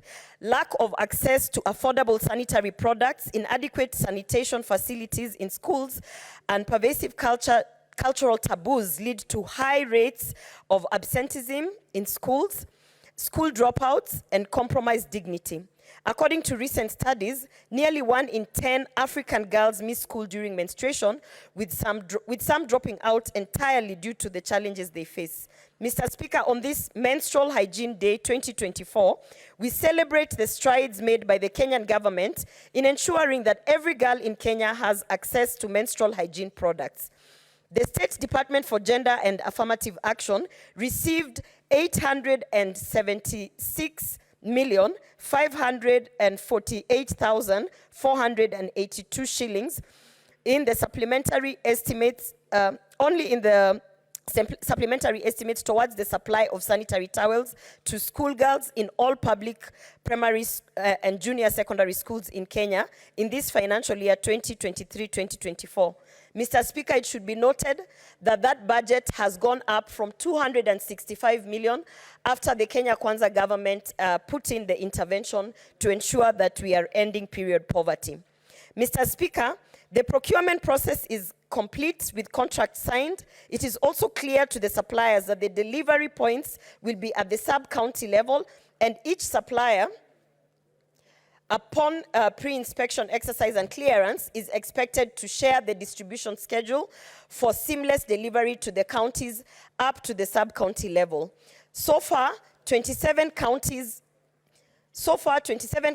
have been supplied with sanitary towels, while the remaining 20 are either awaiting the scheduled delivery dates or ongoing pre-inspection or communication has been done by the supplier for the late delivery. Mr. Speaker, I'd like to emphasize that these sanitary towels are being distributed as we speak by our county women reps, Mr. Speaker, and I want to applaud the efforts of our Cabinet Secretary for Gender, Madam Aisha Jumwa, who has made sure that she has seen this exercise to fruition, Mr. Speaker. There have been a lot of queries in terms of the checks and balances and accountability of the same, Mr. Speaker. And Mr. Speaker, the same is being raised even in the Senate in terms of ensuring that the over 800 million Kenya shillings was spent and the beneficiaries are indeed the vulnerable girls and women in the society, Mr. Speaker. I want to congratulate the Kenya Kwanza government, Mr. Speaker, on this particular initiative and being on the forefront heading the menstrual hygiene campaign, Mr. Speaker, to end period poverty and end period shaming. On this day, I would like to applaud each and every champion that is out there, including our male senators and male champions, Mr. Speaker, who have been out there ensuring that we end the stigma. Mr. Speaker, to you and to all the members of the House, I say Happy Menstrual Hygiene Day 2024. Thank you. Before you call the next order, allow me to make this communication, honorable senators. As you may recall, At the sitting of the Senate held on Tuesday, 14th of May 2024, the Senator for Nandi County, Senator Samson Chirankei, made utterances while contributing to a petition to the Senate by Mr. Japheth Makoha, seeking an amendment to Section 32(3) of the County Governments Act. The Senator for Siaya County, Senator Dr. Oburu Oginga, MP, rose on a point of order pursuant to Standing Order 105(1), seeking the intervention of the Speaker to require the Senator for Nandi to substantiate the utterances. The statement that Senator Dr. Oburu Oginga, MP, requires substantiation from Senator Samson Chirankei, MP, was as follows. For example, we have seen governors frustrate the deputy governors. For example, we have seen that the deputy governor for Siaya County cannot access his office. He does not have a vehicle, fuel, or any resources allocated. In the opinion of Senator Dr. Oburu Oginga, MP, the statement made by Senator Samson Chirankei, MP, was a wild allegation that needed to be substantiated. I then directed Senator Samson Chirankei, MP, to substantiate the above allegations as required pursuant to Standing Order 105(1). In line with Standing Order 105(2), Senator Samson Chirankei, MP, requested to table the documents in support of the statement at the next sitting. At the sitting of the Senate held on Wednesday, 15th of May 2024, I invited Senator Samson Chirankei, MP, to forthwith substantiate the claims as raised in the point of order by Senator Dr. Oburu Oginga, MP. Thereupon, Senator Chirankei, MP, tabled a letter dated the 6th of May 2024 from the Deputy Governor for Siaya County, Honorable Dr. William Oduol, addressed to the Speaker of the Senate. In the letter, the Deputy Governor for Siaya County sought the intervention of the Senate concerning alleged refusal by the Governor to accept the Deputy Governor back to the county, despite the Senate's verdict on his proposed removal by impeachment. Now, Honorable Senators, as you may recall, in my communication to the Senate made on the 1st and the 16th of November 2023, I indicated that any document, evidence tabled by a senator as evidence for substantiation of any allegations made under Standing Order 105 must pass a certain threshold. I highlighted the parameters for undertaking an assessment of evidence table to include: 1, is the evidence table from a source which by parliamentary practice is official and admissible, and 2, if the answer to A is in the affirmative, does the evidence relate to and verify the claim or claims that are made and for which substantiation was required. The requirement by the Speaker in this matter was to review the document tabled by Senator Chirankei, MP, establish the connection with the utterances made by the Senator, and to finally make a determination on whether the evidence was admissible or not. Now, Honorable Senators, a reading of the contents of the letter by the Deputy Governor at pages 3 and 4 state that he has been excluded from the Siaya County Executive Committee meetings. His utility car and security officers have been withdrawn. Fuel provision for his official car had been stopped, and that attempt to resolve the matter with the relevant authorities within the county government proved futile. That being the case, and having examined the contents of the letter by the Deputy Governor and tabled by Senator Chirankei, MP, I make a determination that the contents thereof have met the established threshold.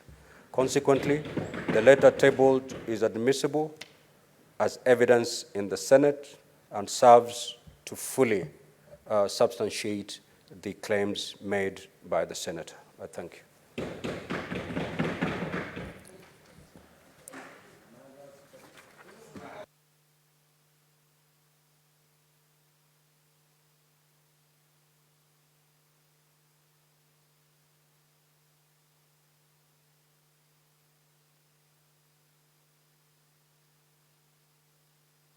Honorable Senators, pursuant to Standing Order 45-2, I seek to rearrange today's order paper. We will proceed to order number 21 before resuming the normal flow as contained in today's order paper. Order number 21, the Public Finance Management Amendment Bill, Senate Bills number 40 of 2023, Second reading.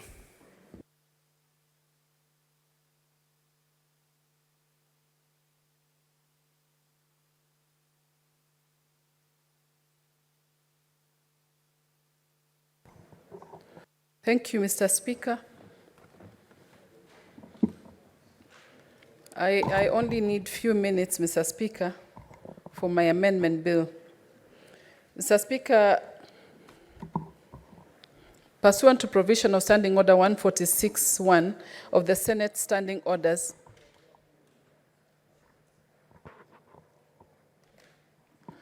orders that the Public Finance Amendment Bill to be now read. Yeah, second time. Mr. Speaker, the Standing Committee on Devolution and Intergovernmental Relations has prepared amendments to the bill which incorporates the views of the public. Mr. Speaker, is it the one? Proceed, Senator. Proceed to move.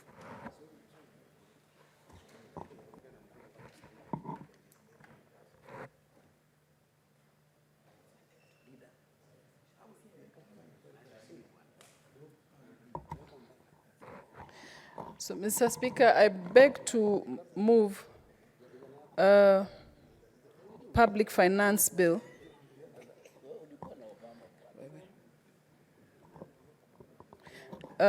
Public finance bill on the amendment of Bill 2023, Senate Bills number 34 of 2023. Mr. Speaker, according to the Standing Order 145(5) of the Senate, the committee invited interested members of the public and stakeholders to submit their proposal on the bill. Mr. Speaker, the principal object of this bill is to amend the Public Finance Management Act, number 18 of 2012, to establish a collaborative framework for collection of revenues by the county governments and the National Treasury. This will boost revenue collection by the country governments and ensure counties realize their revenue targets. Mr. Speaker, this bill speaks to the collection of the county government's revenue. At least two, the county governments to establish and have their own source revenue. Mr. Speaker, with your permission, I shall proceed to highlight the various provincials in this bill. Clause 2 of the bill, Mr. Speaker, the proposed new section requires the county treasury, in consultation with the National Treasury, to put in place a county revenue collection system. It requires that such a system that respects the distinctiveness of the two levels of government be secure, effective, efficient, and transparent. Mr. Speaker, Clause 3 of the bill seeks to amend the Public Finance Management Act by inserting new section 160A, 160B, and 160C. The proposed new section 160A intends to provide framework for collaboration between the county governments and the National Treasury as regards to the collection of revenue by counties.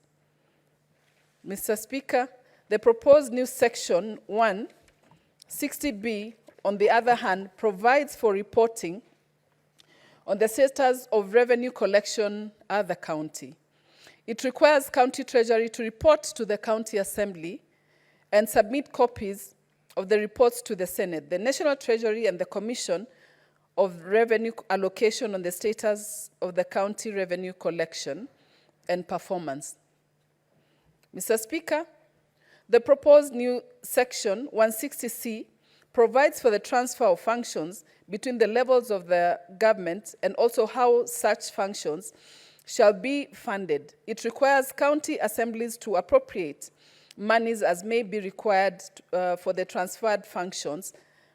That amount shall not be less than the amount appropriated by the county assembly in the preceding financial year. Such monies shall be audited by Auditor General, who shall prepare a special audit report on the performance of the entity to which a county government functions has been transferred to. Mr. Speaker, I beg to move. And I call upon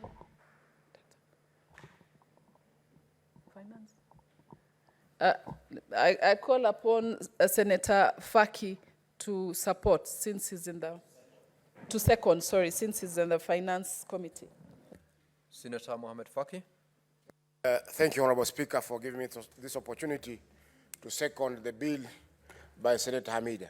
Honorable Speaker, the bill is very important because it provides a further framework for our county governments in terms of revenue collection in their respective jurisdictions. Honorable Speaker, on-source revenue has been a thorny issue in our counties.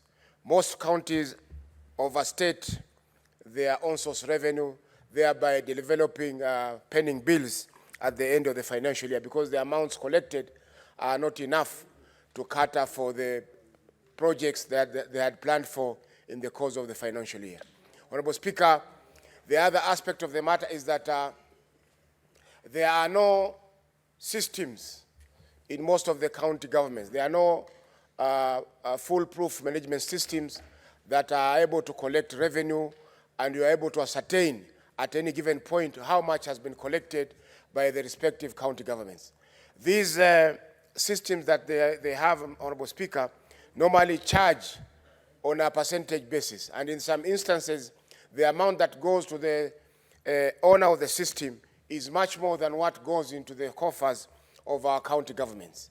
And then at the end of the day, we still have projects that have not been completed because of lack of finances. Honorable Speaker, the issue also of the on-source revenue is the next frontier in which county governments should be encouraged to invest in so that they are able to meet the shortfalls that they expect from the equitable share. Honorable Speaker, yesterday we concluded the mediation on the Division of Revenue bill, and the negotiations were so intense that we ended up settling for 400.1 billion shillings for the financial year 2024-2025.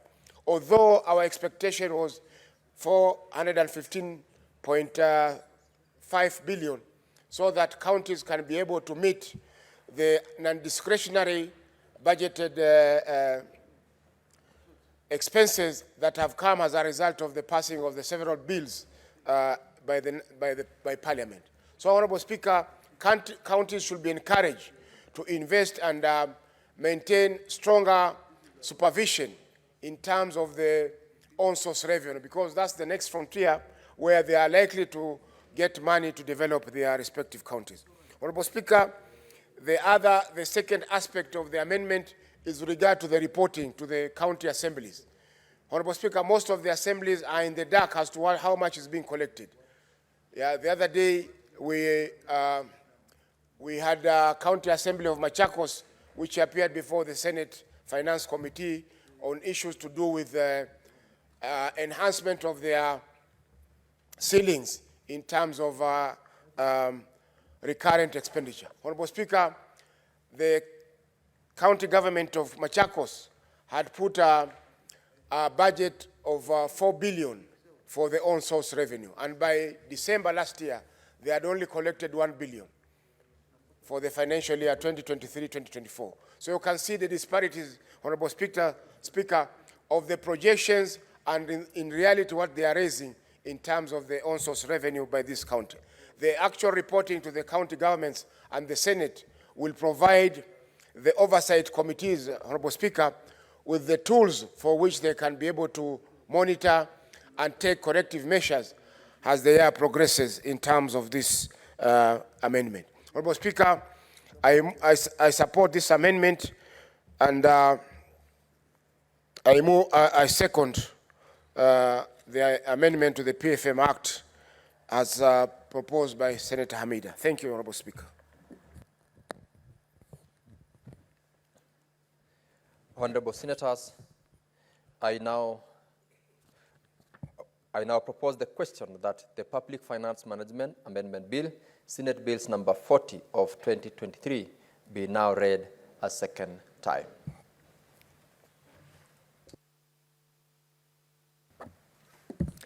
Honorable members, I will now call upon those members who've requested to speak to this bill, and I'll start with Senator Samson Cherargei.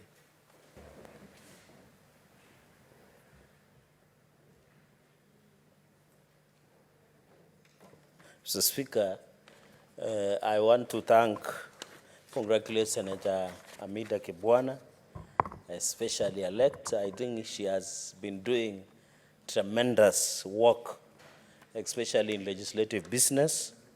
I'm happy, Mr. Speaker, these are issues we have been grappling as the Senate Public Accounts Committee. As the Vice Chairperson of Senate Public Committee, one of the audit queries that we have always considered has been on the issue of on-source revenue and also the running of the county treasury, Mr. Speaker.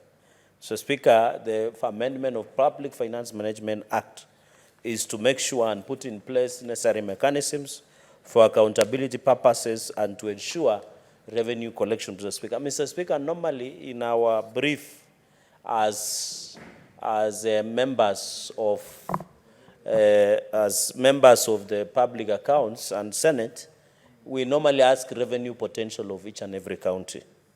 Mr. Speaker, you find there is no county, and I want to dare, because I've sat in the public accounts, that has ever met revenue system. I remember today there was a county that we were meeting, the neighboring county of Laikipia, and they had missed their own revenue target by over 411 million, apart from the revenue they had set, which is not realistic. But when you look at, for example, Nandi, according to CRA, we have a potential target of 630 million. But Nandi has never gone beyond 300 to 400 million. So it means most of the counties are missing their own source revenue target by a half of what they target, Mr. Speaker. And therefore, borrowing the best practices from the National Treasury. And you know, by the way, this in any way does not undermine devolution.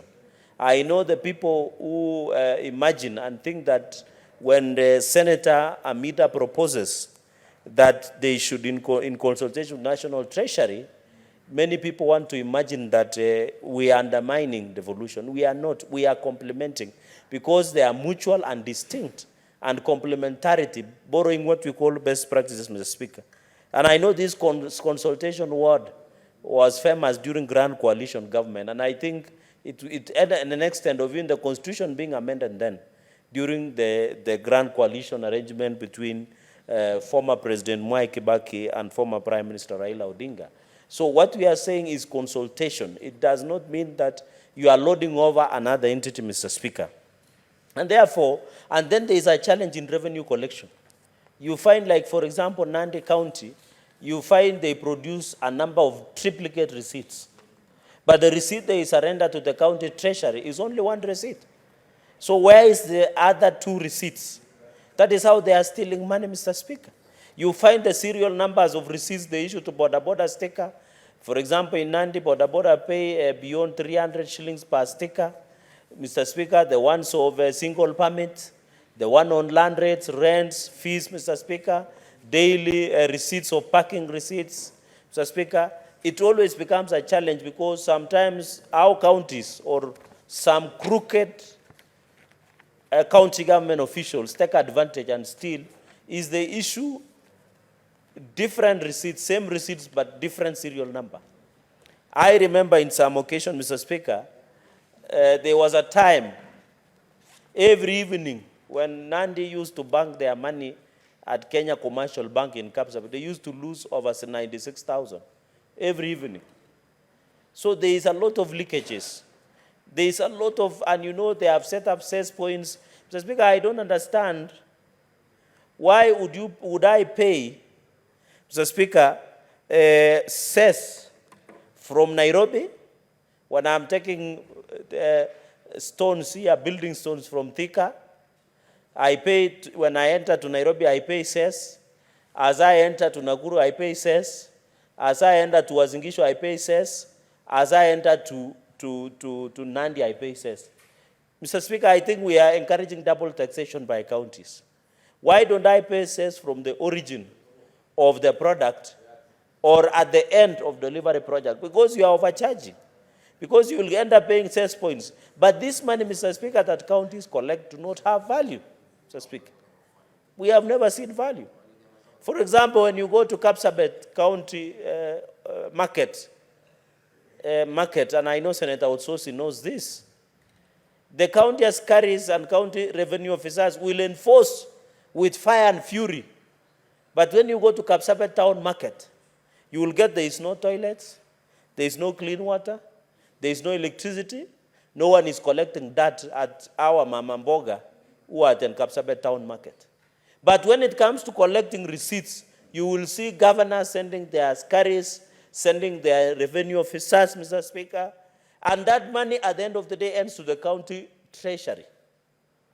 Mr. Speaker, and that is, there is no value. You go to Kaptumo, you go to Mosoriat, you go to Kabiet, you go to Maraba, you go to Kobucha. Women are selling, even in Mosoriat, where I come from, women are selling along the road in an open market. When it rains, they can't sell. When it is dust, they can't sell. But counties will be quick to go and collect the revenue.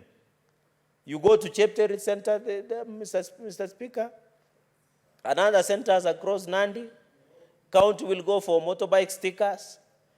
For example, in Chemase, they don't have what we call a shed, border shed, but the county of Nandi will go ahead and collect stickers or demand that, for example, the motorbike space, for example, in Soba, for example, Rikibokat, Mr. Speaker, Center, or somewhere in Mombwa, Mr. Speaker, or Chipterwa. Yet there is the shed that has been given the standard that demands that, because, Mr. Speaker, the former president, Mwai Kibaki, used to tell us, kulipa ushuru ni kujitegemea. And that has been the essence that, Mr. Speaker. So, Speaker, I don't know whether the mover noted Mr.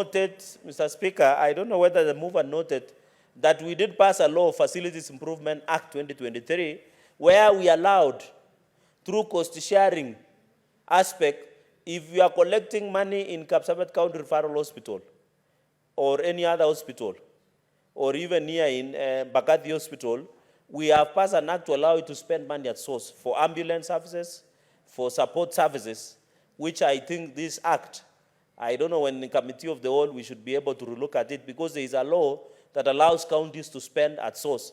And more specifically, Mr. Speaker, on the aspect of cost sharing in our hospitals, Mr. Speaker, so that one can be captured.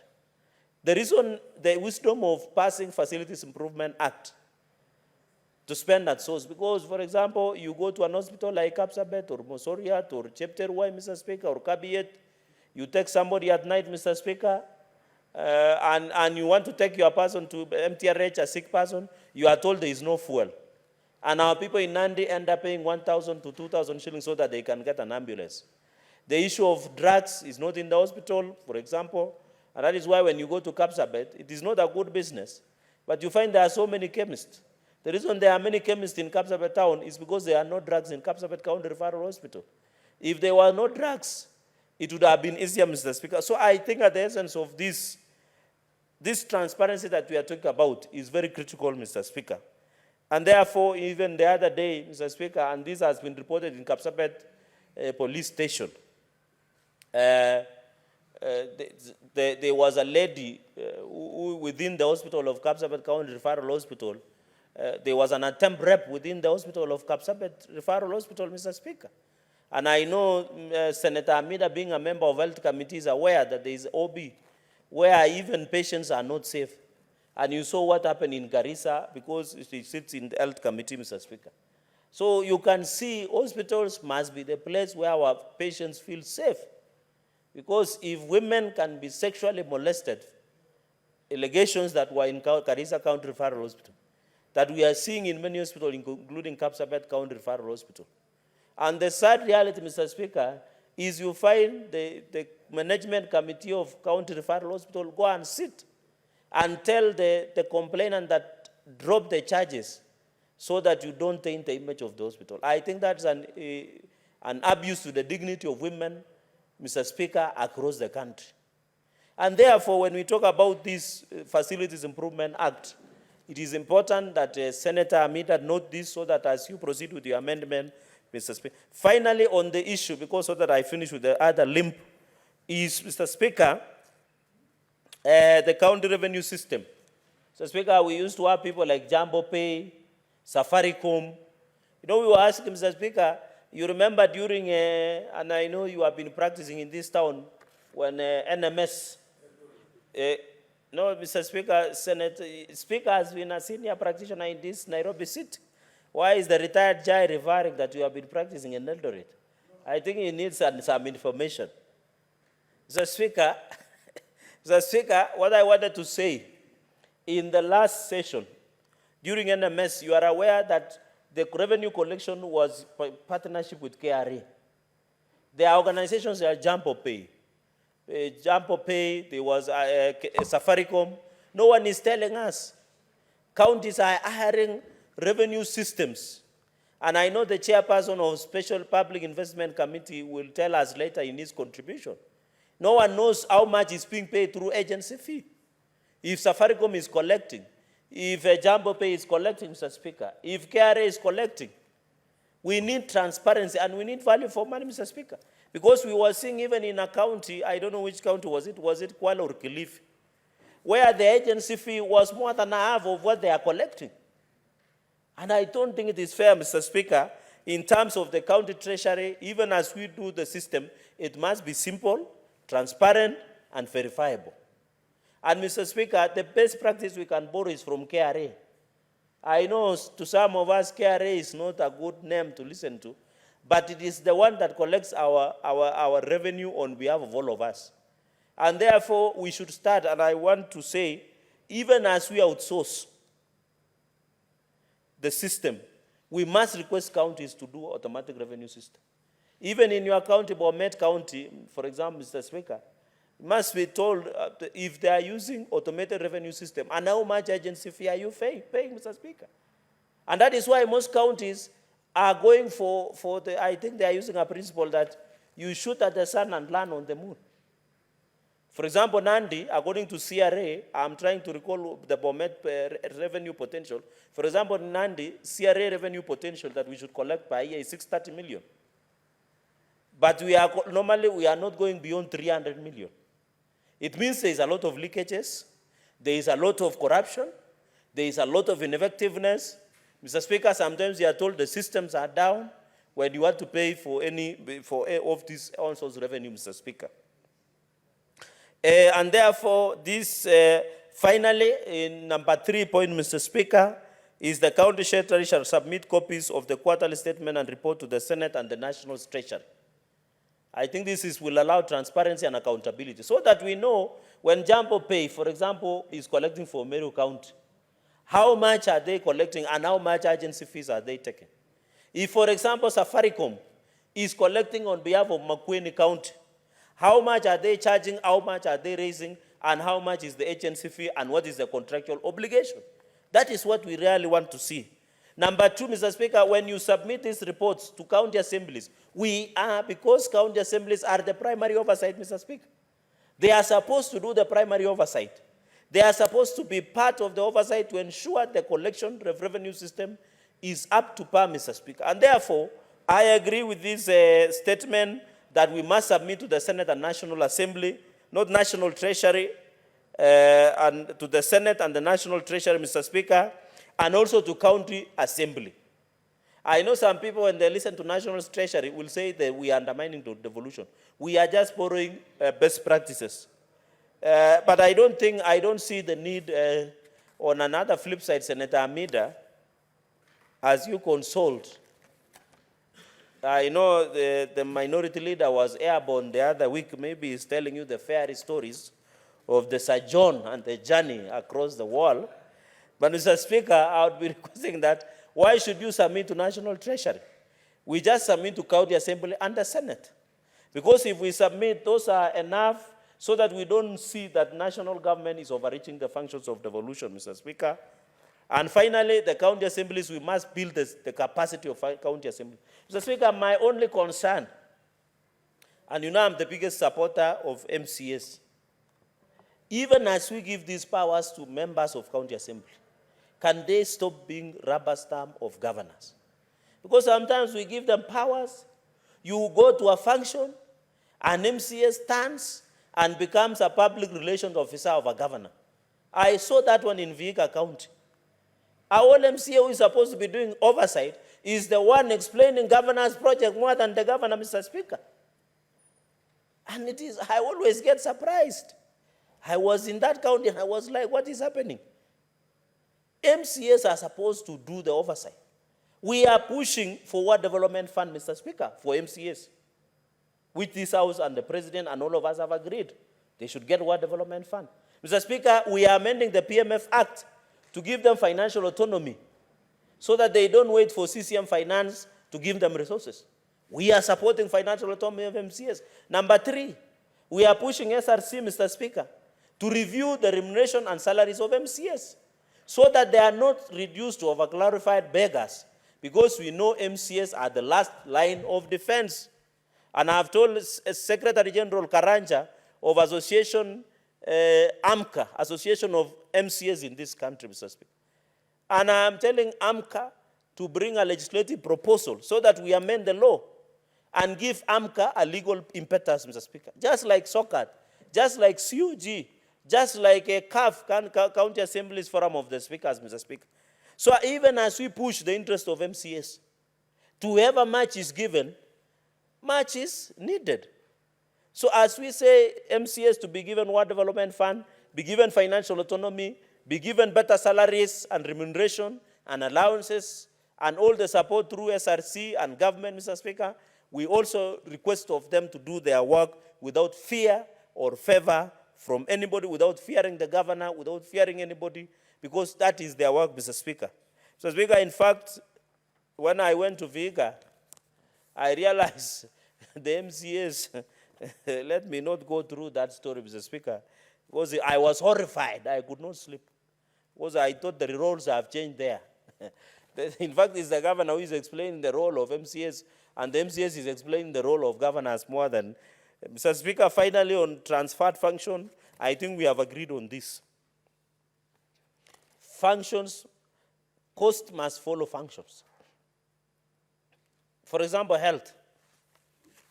Under the 4th schedule, the issue of standards, Mr. Speaker, belongs to the national government.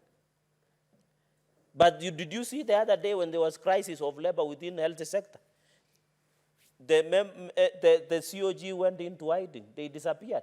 Yet when we are discussing about resources, they say, you know, health is devolved.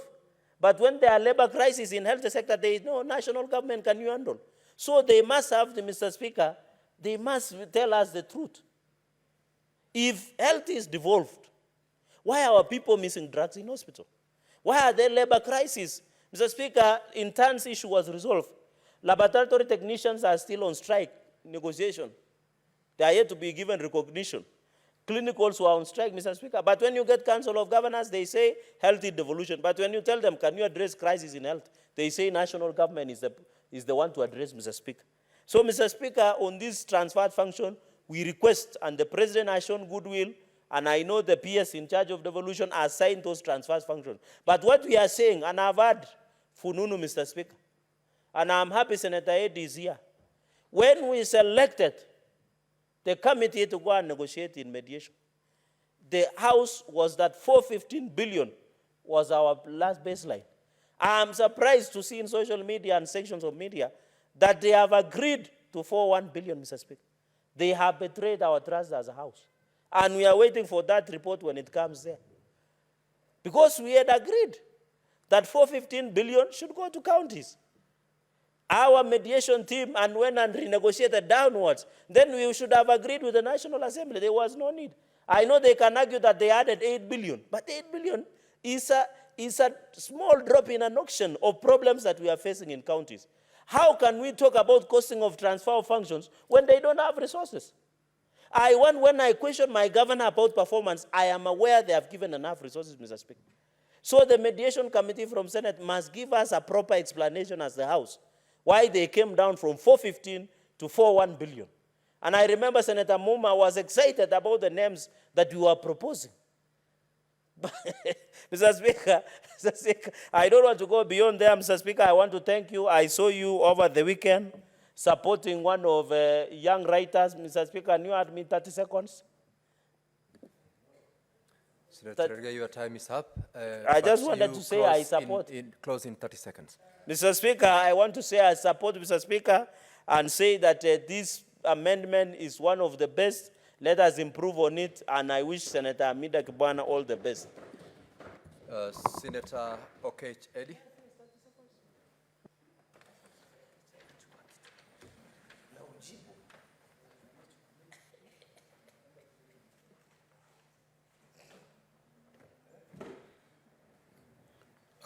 Thank you, Mr. Speaker. I didn't want to respond to Senator Cherargei's allegation of members of the mediation committee because I knew I was coming after him, and I didn't want him to enjoy any standing orders time because I think that it's important that Senator Cherargei understands that the senators who are sent into the mediation committee, most of them are actually experts in finance and experts in matters mediation as well, where we did a give and take situation. And Senator Cherargei must also take time to also read some of the conversations that go in between these two houses. For instance, Mr. Speaker, Senator Cherargei must understand that when the mediation committee did go to talk about the money that wanted to be added to counties, number one, both the COG and the National Assembly was stuck in a figure of 391. That meant that in this financial year, the counties could only have been added about 6 billion, Mr. Speaker. And that was a hard figure that we could not be, that people were not able to move. But the team from the Senate, where a member like me, Senator Eddie Okech, sits, were able to go and argue for 400 billion, which actually increased 9 billion above what the National Assembly had put. And Senator Cherargei must also know that of the 30 billion that we were proposing as a Senate, which we passed in this House as a Senate, four of those items were non-discretionary items, meaning they were items that are fixed, that you cannot be able to move in any way. But the bigger chunk of the 30 billion that we are proposing. I want to draw your attention to the provisions of Standing Order number 99 on anticipating debate. The direction you are headed to is with regards to what that mediation committee is yet to table tomorrow. Please stick your arguments and your contribution to supporting the Public Finance Management Amendment Bill, Senate Bills number 40 of 2023, within the relevance of it. Chair, I wish you could have said that to the senator, because if you allow Senator Cherargei to throw aspersions on a wonderful mediation committee and use that entire time, Chair, I'm just responding, and then he gets away with it, and then when I'm trying to frame Senator Eddie, my conversation within the same context. Senator Eddie, okay. Kindly confine your comments. Chair, I get that, but I think it's unfair. It's really unfair to allow an honorable member to throw aspersions to a serious committee that did a good work to give counties money and get away with it. And when I'm trying to counter that, I'm confined to that. I think that is stifling debate. No, I don't have a problem with the ruling chair, but I think that is extremely. Proceed and. Chair, do you want me to debate or do you want me to go and sit down? Senator Eddie. Because you're not going to teach me how to debate, Chair. That is not being fair. Senator Eddie. Because... Senator Eddie, kindly resume. Take your seat. You can't allow... You're out of order. Senator Eddie, you're out of order.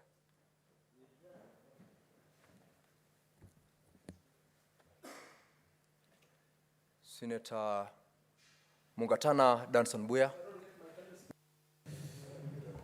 Bwana Spika, ningependa kuchukua nafasi hii kushukuru kwa kunipa nafasi na mimi nitoe maoni yangu kuhusu sheria hii ambayo tunaijadili mchana huu. Bwana Spika, sheria hii haswa inaongea namna ya vile magatuzi yetu yanaweza kuongeza pesa ambazo wanazichukua kutoka kwa sehemu zao za magatuzi. Bwana Spika, hapa tumesema katika hii sheria, na ni maoni hata ya kamati ya fedha, ya kwamba tubadilishe sheria ambayo iko, tuifanye iwe nzuri zaidi, kwa kusema kwamba kila gatuzi la Kenya liwe na system ama namna ya kuchukua hela bila kutumia wanadamu, ama a computerized system kwa lugha ya Kimombo. Bwana Spika, kila wakati ambapo wafanyikazi wa sheria wa serikali, iwe ni kwa county, iwe ni kwa serikali kuu, wakiitishwa kwamba tunabadilisha mambo iende kutoka kwa mfumo wa kuchukua hela kupitia mwanadamu iende kupitia mashine ambazo hazijui mwanadamu, watu huwa wanapinga sana. Na wanapinga kwa sababu zao, Bwana Spika. Wanapinga kwa sababu wanajua ya kwamba wakati ambapo unaondoa mwanadamu katika ile hali ya kuchukua hela ama kuchukua kodi ama kuchukua hela zozote za kiserikali, vile inavyofanyika ni kwamba shimo la kuchukua rushwa linakatwa ama linazibwa. So watu wengi ambao wamo serikalini ama wako kwa nafasi za serikali kubwa ama ndogo, ambao wako katika sehemu ya kuchukua hela, ikifika mahali ya kwamba tunataka kubadilisha namna ya kuchukua hizi pesa kutoka kwa wananchi, namna ya kuchukua hii pesa iwe badala ya kutumia mwanadamu kuandika risiti, tunataka hii iende kupitia kompyuta, watu huwa hawapendi. Lakini Bwana Spika, sasa tunataka kuipitisha hii sheria. Hapa kwa Senate tumeona shida kubwa sana. Bwana Spika, ukiangalia kama gatuzi letu la Tana River, mpaka leo Bwana Spika, hawajaweka an automated system ya kuchukua pesa za kodi ya wananchi ambao inaenda kufanya kazi ya serikali ya gatuzi. Bwana Spika, hawa ambao wanafanya katika gatuzi letu, Bwana Spika, wanakataa kabisa, na sababu moja ambao wanatumia, wanasema ati an automated system inakuwa bei ghali sana. Lakini Bwana Spika, ukiangalia pesa ambazo zinafujwa, pesa ambazo zinaibwa kupitia hii namna ya kuchukua pesa bila kutumia mashine, Bwana Spika, ni pesa nyingi sana katika kaunti ya Tana River.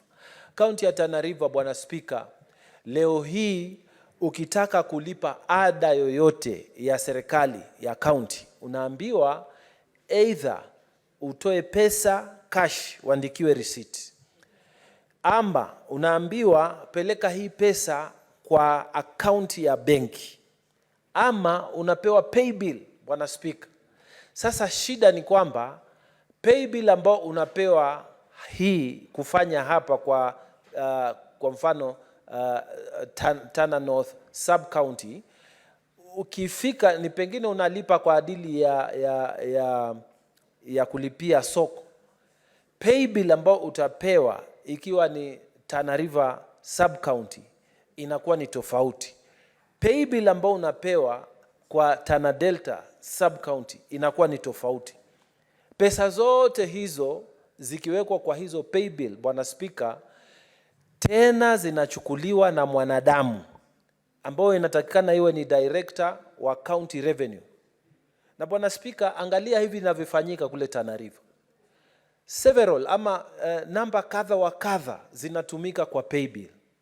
Alafu hizo namba zinaenda kuchukuliwa sasa, ikifika mahali sasa hizo namba zikiwa zimefika kiwango fulani, zinakuwa controlled na mtu anaitwa director wa revenue katika kaunti yetu.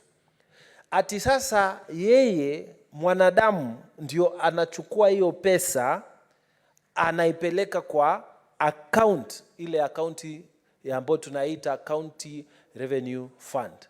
Sasa hapa katikati ya kulipwa kwa zile pesa kwa pay bill, alafu mwanadamu kuzitoa zile pesa aziweke kwa account, Bwana Spika, kuna shimo kubwa hapa ambalo pesa za wananchi wa Tana River zinafujwa.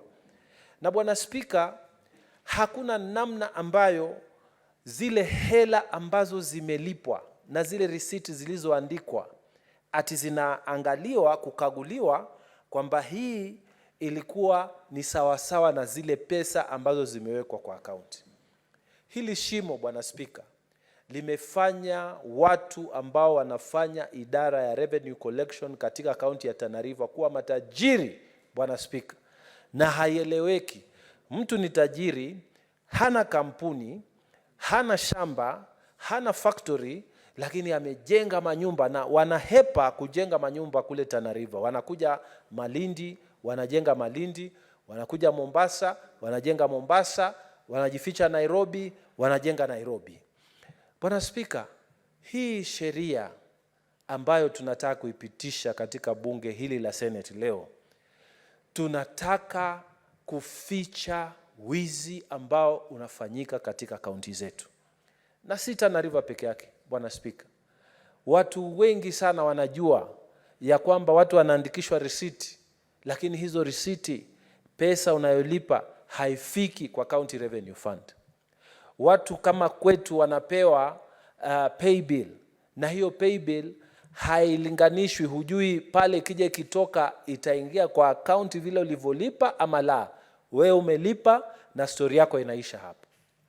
Bwana Spika, wizi wa mabavu unafanyika katika kaunti ya Tana River, na ni watu ambao wanatumia hizi systems, wanazitumia na wanaiba usiku na mchana. Bwana Spika, katika kaunti ya Tana River, governor alieta kitu inaitwa Inuka Fund, na hiyo Inuka Fund ilikuwa ni pesa ambayo wananchi wanaenda kuomba ili wajiinue kibiashara. Alafu shida ikatokea kwamba kuregesha zile pesa, wananchi ambao wameomba zile pesa za deni, wengi wao hawaregeshi. Alafu kuna mtu ambaye ameanza sasa kusema tuwapatie pay bill numbers, iwe sawasawa na ile wanafanya huku kwa County Revenue Fund. Wanataka tena kuintroduce system ile ya kwamba ati wewe lipa kwa hii pay bill alafu utakuwa ushalipa, lakini hiyo pay bill haiendi kwa account ya County Revenue Fund, haiendi kwa account ya Inuka Fund. Na Bwana Spika, vile wanataka kufanya tena kwa hii account ya Inuka Fund ni wizi tu wa kimabavu. Na Bwana Spika, sio system ambayo inatumika kwa kaunti ya Tana River peke yake. Kaunti ya Tana River, Bwana Spika, nimekwisha kuelezea, wananchi wanatoa pesa, wananchi wanapeleka pesa yao kwa hizi pay bill numbers, na wananchi wanaibiwa hizi pesa kwa sababu hizi pesa hazifiki kwa bank account, hazifiki kwa main County Revenue Fund. Na Bwana Spika, mpaka leo ukiangalia zile pesa ambazo Tana River County inaandikishwa kuwa ati wamecollect ama wameweza kuchukua kutoka kwa wananchi, ile ambayo tunaita hapa kwa Senate On Source Revenue Fund, wananchi wa Tana River, pesa yenu sio ile ambao wanatoka. Kawaida tunawekwa ni kama namba ya chini ama wapili wa mwisho, lakini wananchi wanatoa pesa. Watu wakifanya biashara ya ng'ombe wanatoa pesa, watu wakiuza madukani wanatoa pesa, watu wanakata maleseni ya mwaka wakifanya biashara zao Tana River, lakini hizi fedha hazifiki kwa ile county revenue fund, kwa sababu hapa katikati kuna mashimo na kuna wizi ambao unafanyika. Na Bwana Spika, kila saa watu wanasema ati tukitafuta machine ama automated system ati hiyo ni ghali, lakini ukiangalia zile pesa ambazo zimeibiwa tangu kaunti ya Tana River ianze paka leo, hata afadhali tutumie mamilioni lakini tununue system, lakini hawataki kufanya hii. Ukiangalia magavana ambao wamekuwa hapo, hakuna hata mmoja ameisukuma hii system. Na swali tunataka kuuliza ni kwa nini hawataki kufanya automated system ya revenue collection? Ni kwa sababu Bwana Spika, hapa katikati kuna mashimo, na haya mashimo wanajua ya kwamba hizi hela zinafaidi watu na hazifaidi watu wa Tana River, zinafaidi maofisa hapo. Ndio maana watu wengi sana wanapigania, wanataka kuwa revenue collection officers, wanataka hiyo kazi. Ni sawasawa na watu ambao wanapigania, mimi nataka kuwa polisi wa traffic kwa mfano, Bwana Spika. Ni kwa sababu kuna kitu ambacho watu wanafanya, na mpaka leo Bwana Spika, hilo shimo halijafungwa, kwa sababu Bwana Spika, kila county hapa Kenya imewachiwa kufanya wenyewe vile watatafuta namna ya kuchukua hela za kodi kwa county. Ukija Nairobi wako na system yao, Mombasa wako na system zao, ukienda county zingine wako na system zao. County kama yetu hawana system haswa. Ni vile vile ambavyo babu zetu walikuwa wanachukua Tana River County Council, ndio vile walikuwa wanaandika marisiti ya uongo, ndio system ambayo inatumika sahihi.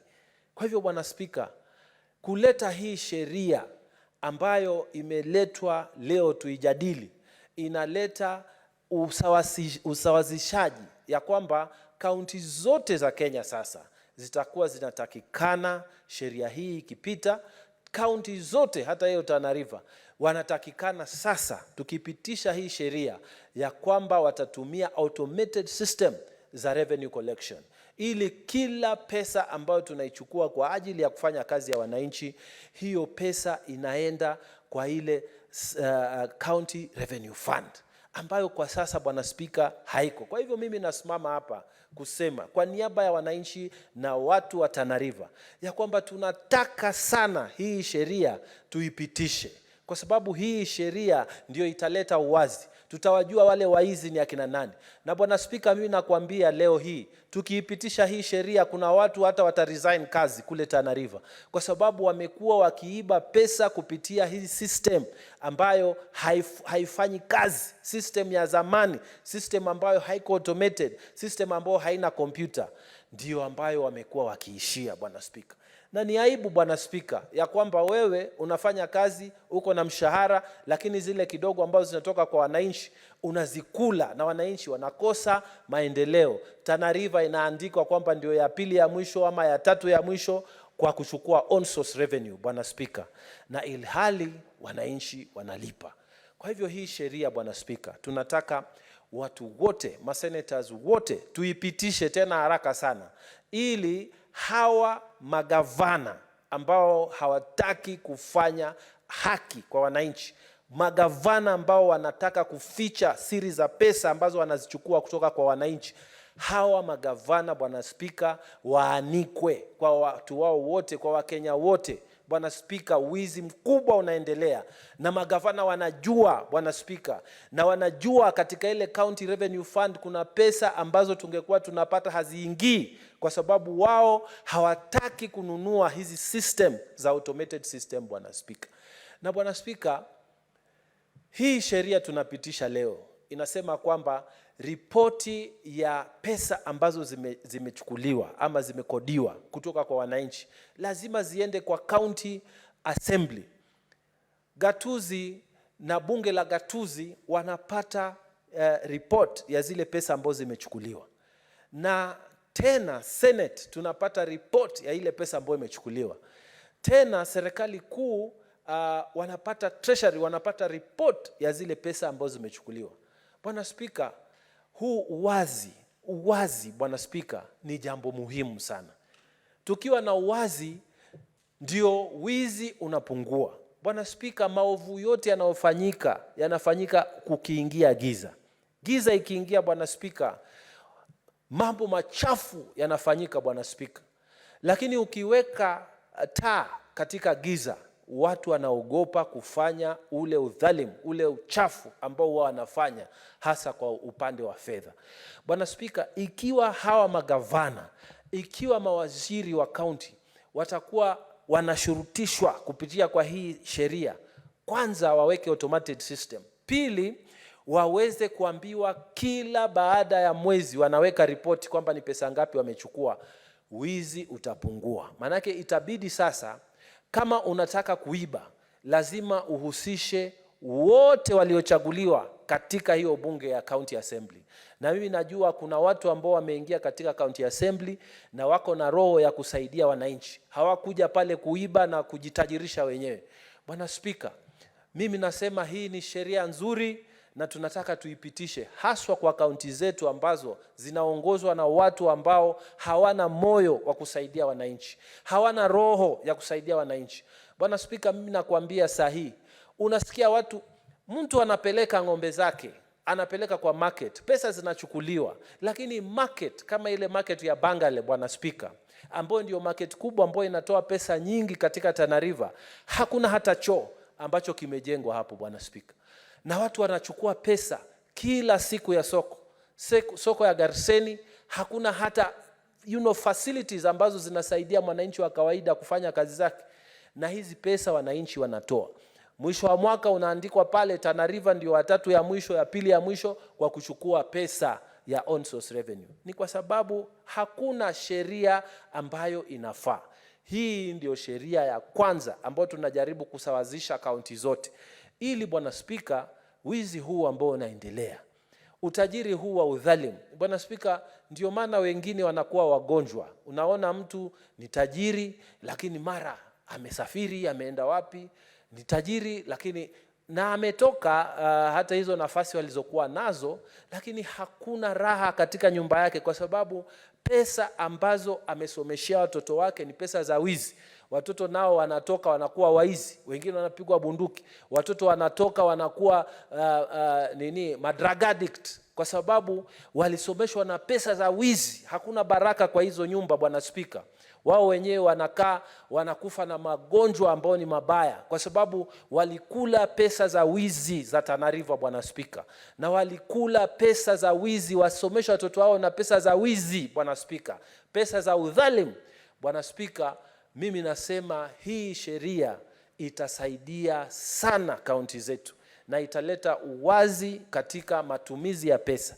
Ikiwa kila mwezi kuna ripoti ambayo inawekwa kwa county assembly, watajua kama kuna pesa zinaibiwa.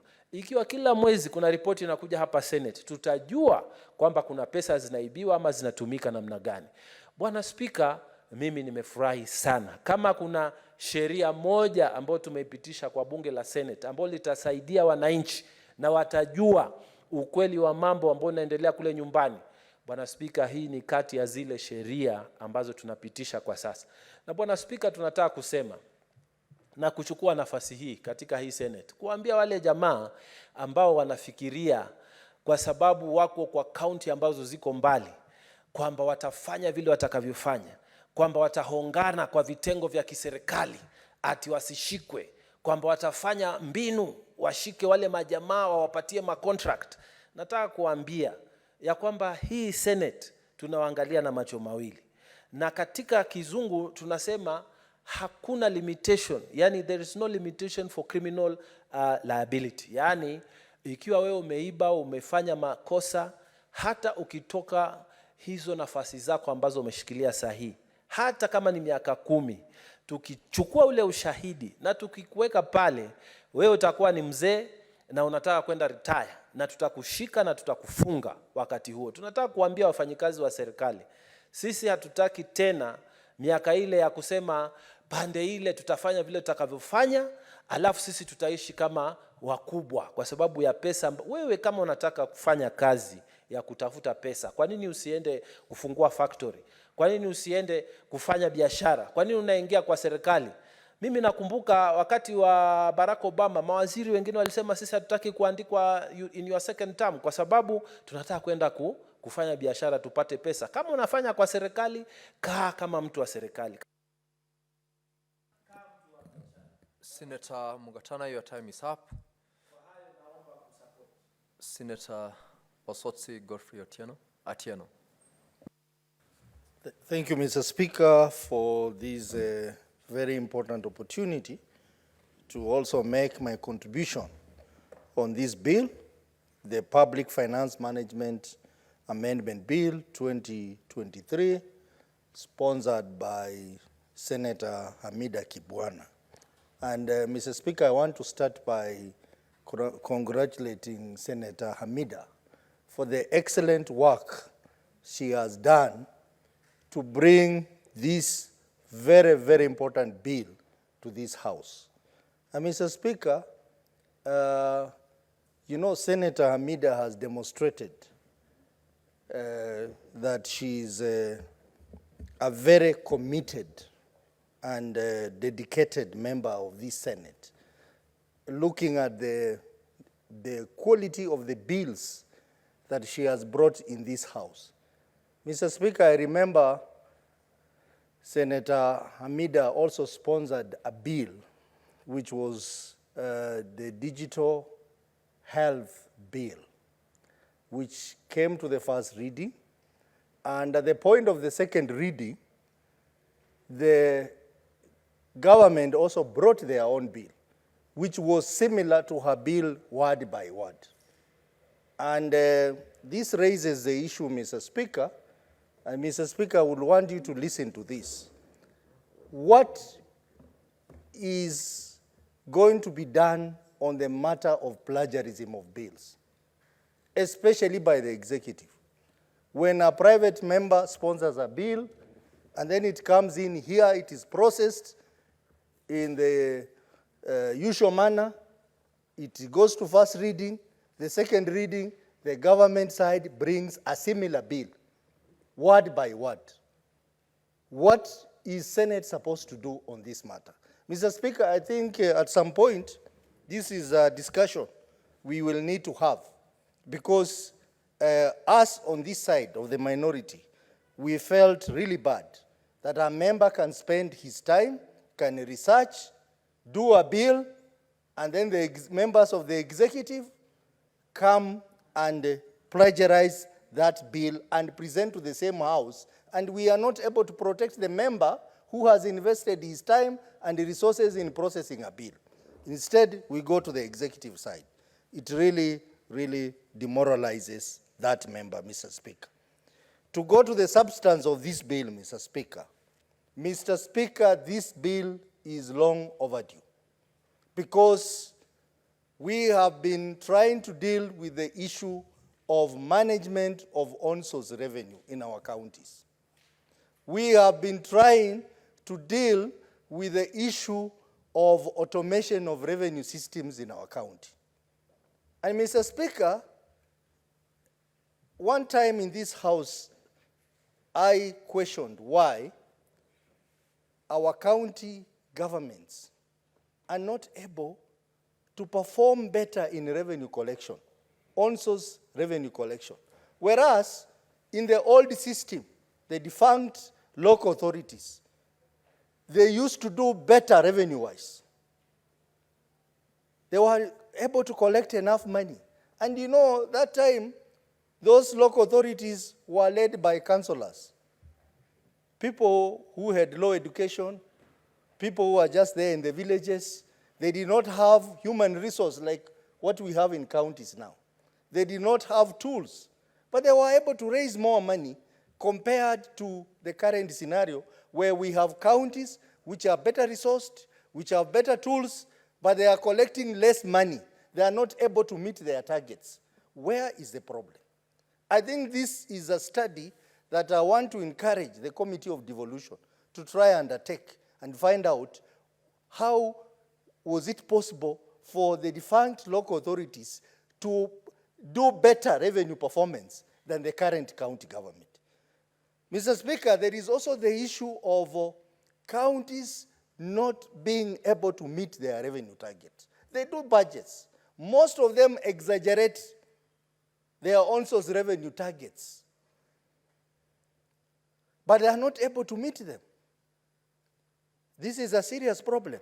And this bill, Mr. Speaker, helps to a large extent to deal with this challenge of how to manage on-source revenue. So this bill is very timely, and I know discussions have been going on among stakeholders on how to deal with this problem. We have had the national policy to support enhancement of county on-source revenue that proposed that we have an integrated county revenue management system so that we can promote the revenue collection, transparency, accountability, and seal revenue leakages. But this discussion, Mr. Speaker, is a good discussion, but it has taken too long. So this bill is ahead of them by proposing that we have a legislation that will anchor their proposals into law.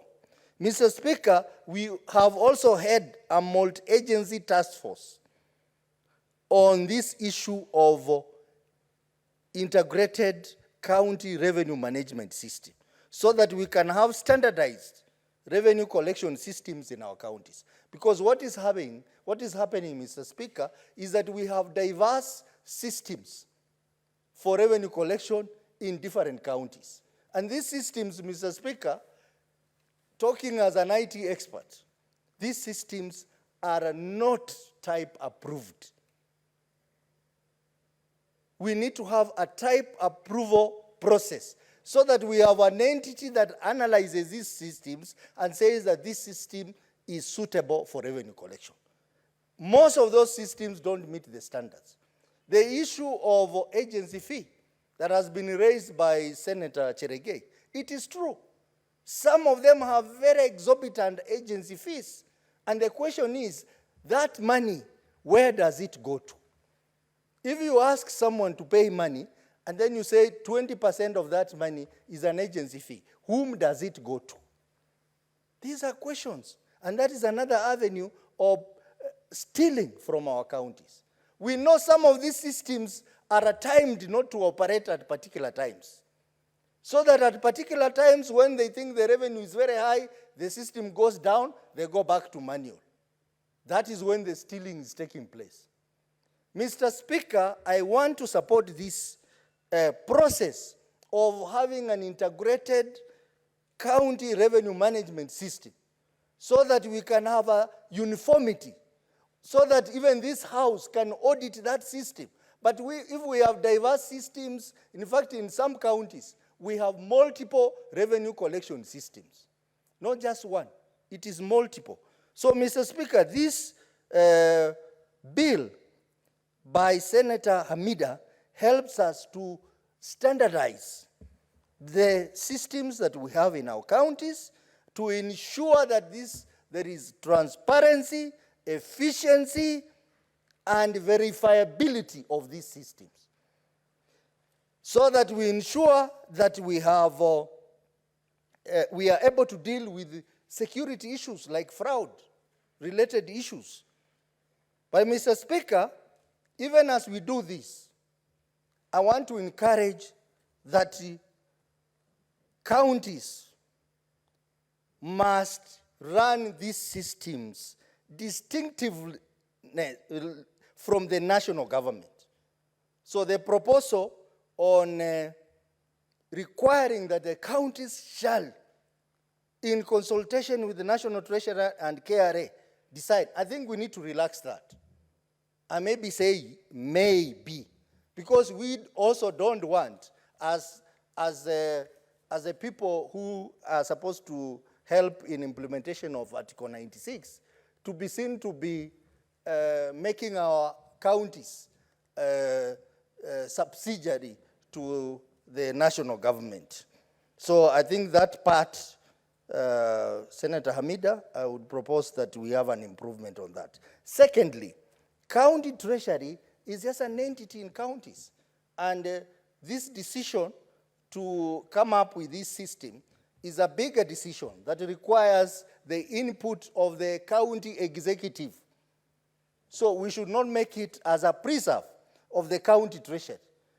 We need to say that county executive will be taking the lead in this, because county treasurer is a junior member of the county.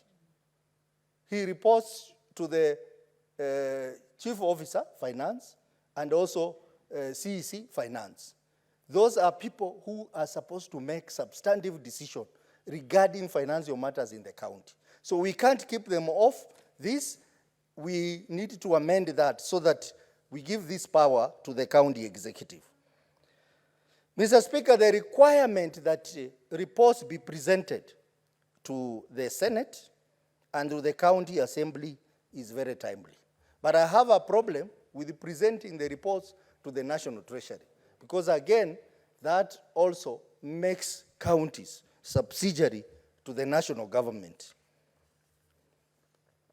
Mr. Speaker, on the issue of the transfer of functions, funding, the costing of function, I think, Mr. Speaker, this is one of the areas that this Senate must take the lead.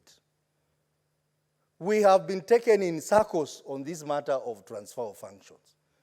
Even this current regime, the Kenya Kwanza regime, among the many promises they made to Kenyans, I remember one of the promises they made was that within 6 months of them coming to power, they will ensure 100% transfer of function. That has not happened, Mr. Speaker. We are now in the second year. That has not happened. There is no sign that that will happen. I remember last year, the IGRTC also said the same thing, that they are almost finalizing. They are 1 month away to transferring functions to the counties. Mr. Speaker, they have not done that. It's just talk, talk, and talk, and talk. I think this is a conversation that we must take the lead as a Senate and push it, because we have so many functions which are in the national government which should actually be in the county government. And we are not just talking about transfer of functions. This bill is now giving us the legal mandate to say that functions money must follow functions. We are not just transferring functions. And I want to ask governors to be very careful on how they engage the national government on the matter of functions. Because nowadays, the national government has now devised another way of controlling devolved function.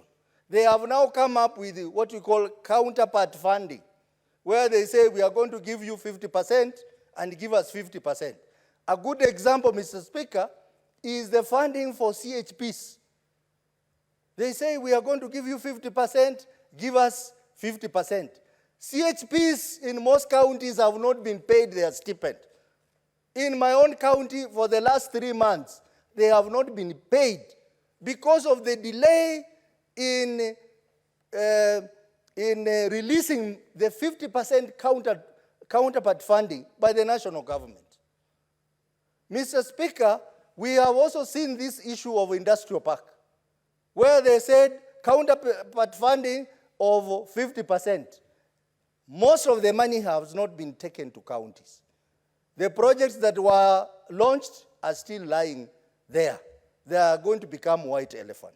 So we want to ask our governors to try and avoid getting into agreements with the national government on the pretext of counterpart funding. Funds must follow all the devolved function. Even liquor. I have heard the deputy president say that they want to take over liquor licensing in counties. I want to tell the deputy president, you have better things to do. Leave counties to run their function. Liquor is a county function. That is where some counties get their revenues. So if you say you want to take it over because you want to run it better, and yet the national government has functions which they are not running better, Who is going to run for them those functions which they are not running better? Mr. Speaker, the issue of ECD, we have a lot of functions, ECD related, which are still being run in the Ministry of Education. All those functions should be taken to counties, and funds follow those functions.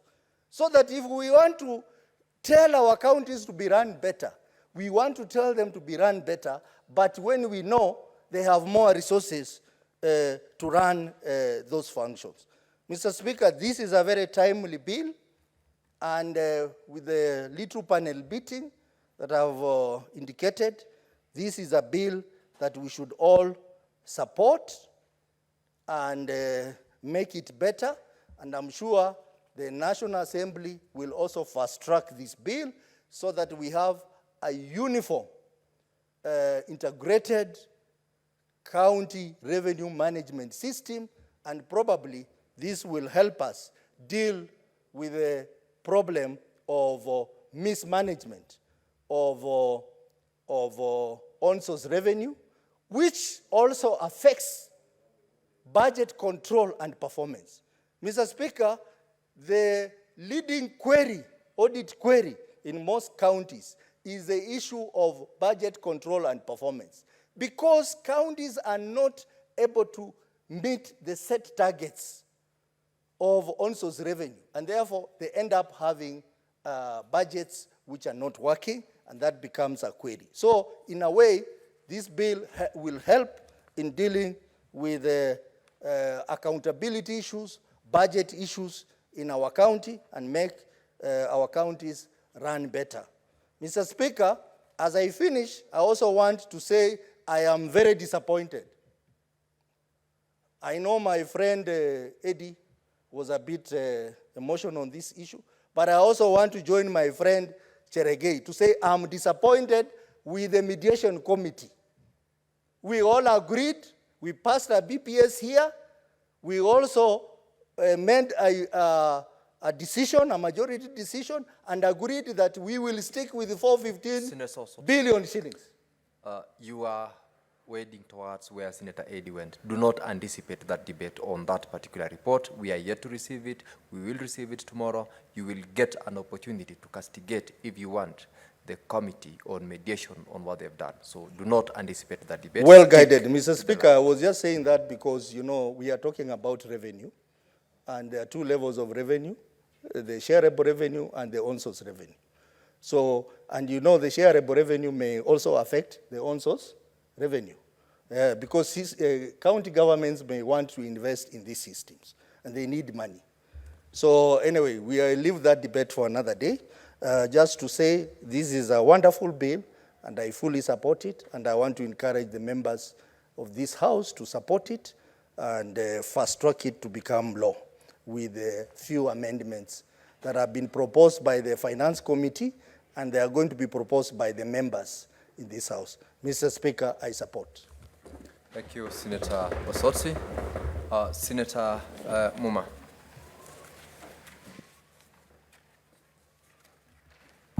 Thank you, Mr. Speaker, for the opportunity to speak to this bill. I rise to support the bill. Mr. Speaker, I have said here before that as we go into the 13th year after devolution, I think the Senate should work harder to strengthen the intergovernmental relations between the two levels of government in order for devolution to perform well. And most of the laws that we should bring should be laws that will strengthen that intergovernmental consultation and cooperation to ensure that the two levels of government recognize that they don't have separate citizens that they are serving, that they serve the same citizens, and therefore the 13 years of negative competition that has been there between the two levels needs now to tone down, and we need to get to a level where they assist us to move devolution as is envisaged in the Constitution of Kenya. Mr. Speaker, the issue that has been brought in this bill is absolutely important, and I support that we are at that level when we need to support or to put in place legal framework to ensure that county governments do better in terms of on-source revenue, collection, and accountability for those monies. Mr. Speaker, the proposed clause 160A speaks to principles that exist in the Constitution.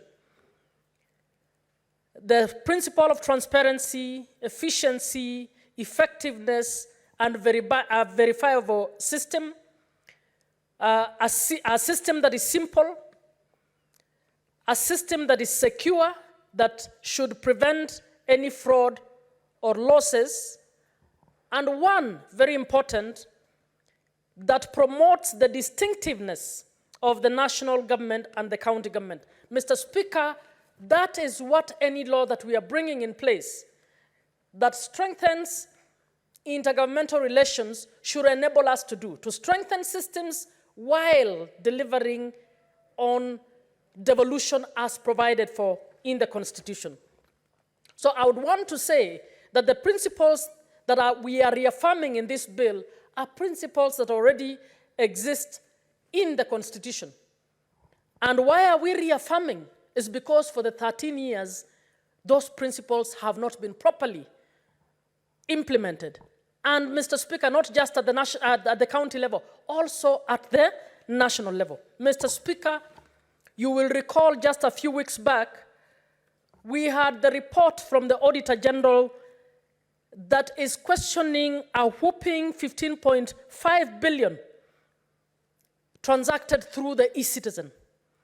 So it's not as if national government and the e-citizen is necessarily foolproof. So what we are saying is this, that we need to put in place systems at the national government and at the county governments that will ensure Kenyans are not defrauded of their monies, that will ensure full accountability, whether it is national government or county government. So I wanted to disabuse the few comments made by those who believe automation means safety. Because as the Auditor General has demonstrated recently, the e-citizen collection system that we have has issues. In fact, it says the controls are weak, it has the potential to be compromised, and it is heavily reliant on vendors. And we have been told, as Senator Cherarkei said, we are allowing the so-called digitization and automation to be squarely in the hands of people who've decided to reap money from Kenyans. Mr. Speaker, if we are paying taxes just for 20% of that to be given to one businessman because they gave us a system, I think we've lost it. And we need to revisit those issues. So even as we are thinking an integrated system, good sounding word, we need to ask ourselves, integrated means what? And I will go back to those principles that are being put in this bill to say whether national government, whether county government, to what extent are we putting in place a system that will ensure every contribution by a citizen, whether in a market or whether to the national government, that that money will go where it is supposed to go, and that money will contribute to the service delivery of this nation. So I want us to be careful not to send the message that accountability is required at the counties, but there's no accountability required at the national government. So we need to move in that level. Mr. Speaker, as we do so, I also want to request, Senator Hamida, that you might want to relook at a few of those clauses. When you look at 191F, 191F is talking about funding that is relating to transferred function. And in 191F1, you suggest that where the national government has transferred a function to a county government pursuant to Article 187 of the Constitution, the Cabinet Secretary shall determine the cost of the transferred function. But in a similar clause in 191G4, you say that a national government entity to which a county government has been transferred shall be, no. There is a place where the function is being transferred by the county government to the national government. You suggest that the cost shall be determined by national government and the county government. Senator Hamida, I hope I can persuade you that to determine that cost takes the two. You cannot make it the business of only national government to decide. Because if national government were to decide we are transferring our security function momentarily at the village to county X, and we think it will cost so much, and it turns out to be only half the cost, you are going to cause an issue. So that decision of determining cost must be a consultative process that should involve both the national government and the county government. And you might want to do this through the relevant COG committee. So I would want to urge that you relook at that and see how to move that issue. Mr. Speaker, even as we are thinking through this, I believe if this law were to be passed as is, it does not necessarily bring a new accountability requirement that is not in the Constitution. We need to ask ourselves, why do we have governments, both national and county, that defy the Constitution, that defy the law?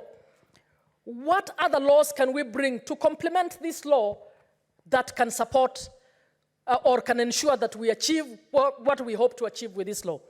Mr. Speaker, I would therefore urge Senator Hamida, even as you do this law, you might want to speak to Senator Chute, who is trying to bring a bill to strengthen the role of controller of budget, so that we are able, beyond the controller of budget just clearing the appropriation or the requisition by county governments, we need to give the controller of budget the powers to be able to go further and find out, once those monies have been requisitioned, are they going to what they're supposed to? Today we sat in the Committee on Devolution, and one of the things we found out that has been discovered, that counties are requisitioning money on pending bills that are expected to go, they submit papers that indicate that this money is going to be paid to X, but in actual fact, they're paying that money to Y.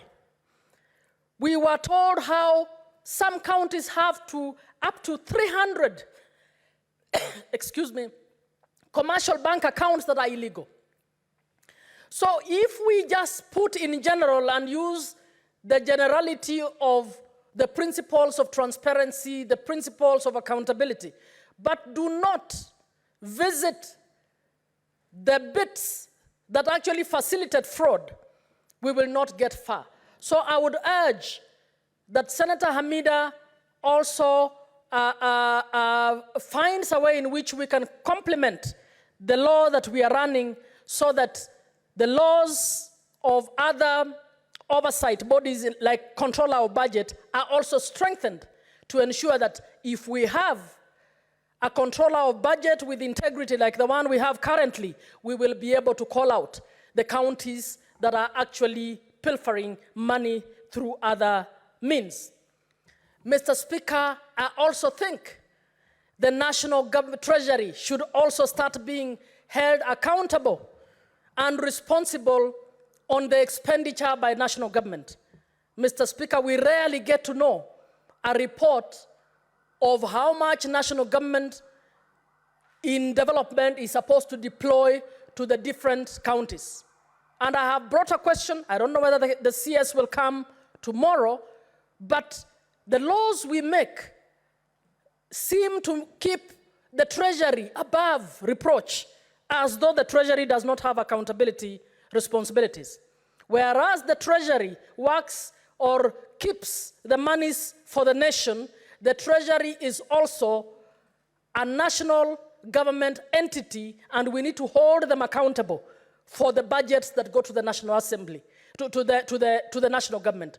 So I believe even as we are strengthening the counties, it will help if we equally strengthen the national government so that we know our counties are the recipients of the development budgets of national government. So we have a responsibility as the Senate to also hold the National Treasury accountable on the budgets that national government receives on development for the nation. So I would be asking that as we are speaking accountability, let us not make it look as if the Treasury is good, the Treasury knows it all, and the Treasury is fine. So we need to strengthen both levels in order to deal with this issue.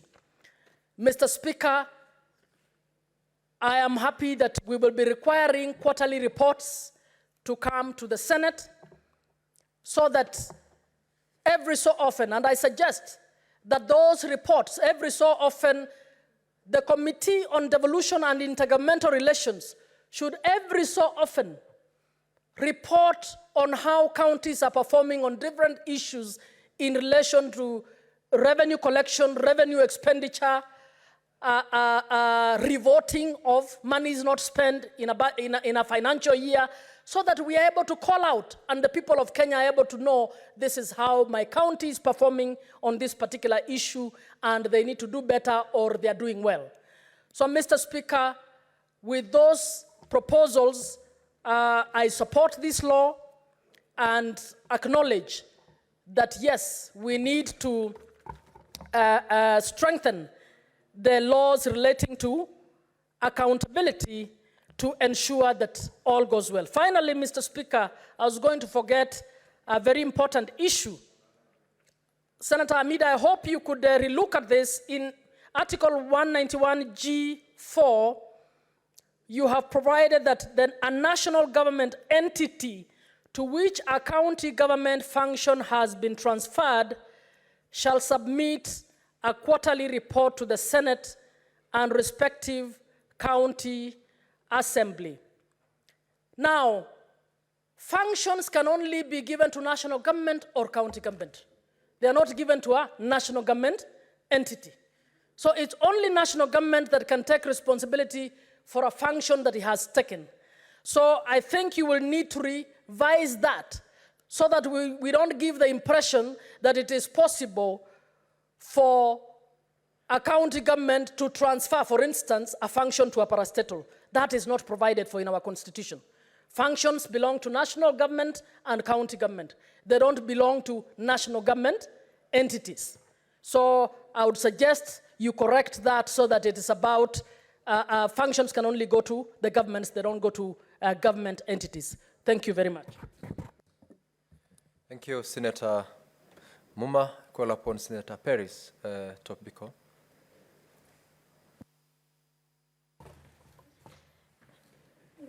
Thank you, Mr. Speaker. Mr. Speaker, I really don't know how to execute in my submissions in 4 minutes or so, Mr. Speaker. But let me say I support, Mr. Speaker, this bill. Senator Tobiko, you do not have to conclude your submissions in 4 minutes. Your time is not 4 minutes. It's more than 4 minutes. Mr. Speaker, but of course the time remaining is 4 minutes around there, Mr. Speaker. But thank you, Mr. Speaker, for this opportunity to support this bill and congratulate Senator Amida for coming up with this very, very, timely bill, Mr. Speaker.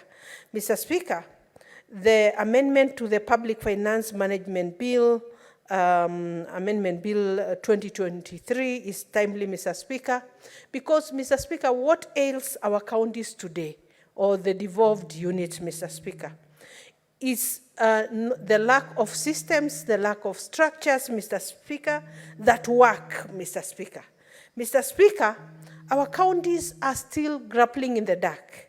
A lot of them need a lot of capacity building, Mr. Speaker, and I think the issue of capacity building, Senator Amida, I don't know how you would be able to, include this in this bill, Mr. Speaker, because what is ailing our counties may not be the lack of the manpower or even the goodwill, but the necessary capacity, Mr. Speaker.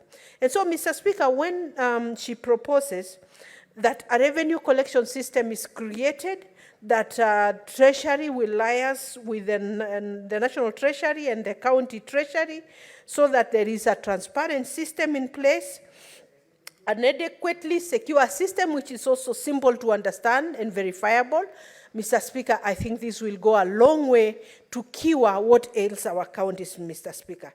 Mr. Speaker, also reporting to the county assemblies is very good, Mr. Speaker, because the county assemblies are the people's representatives, and they are the first level of oversight, Mr. Speaker, before the report is submitted to the Senate, Mr. Speaker.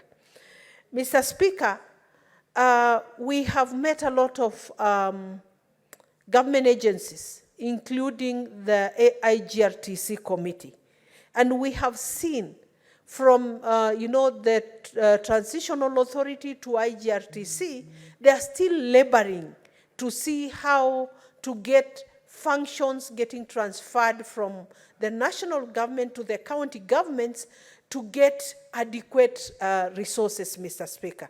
Mr. Speaker, we have met in the Committee of Education.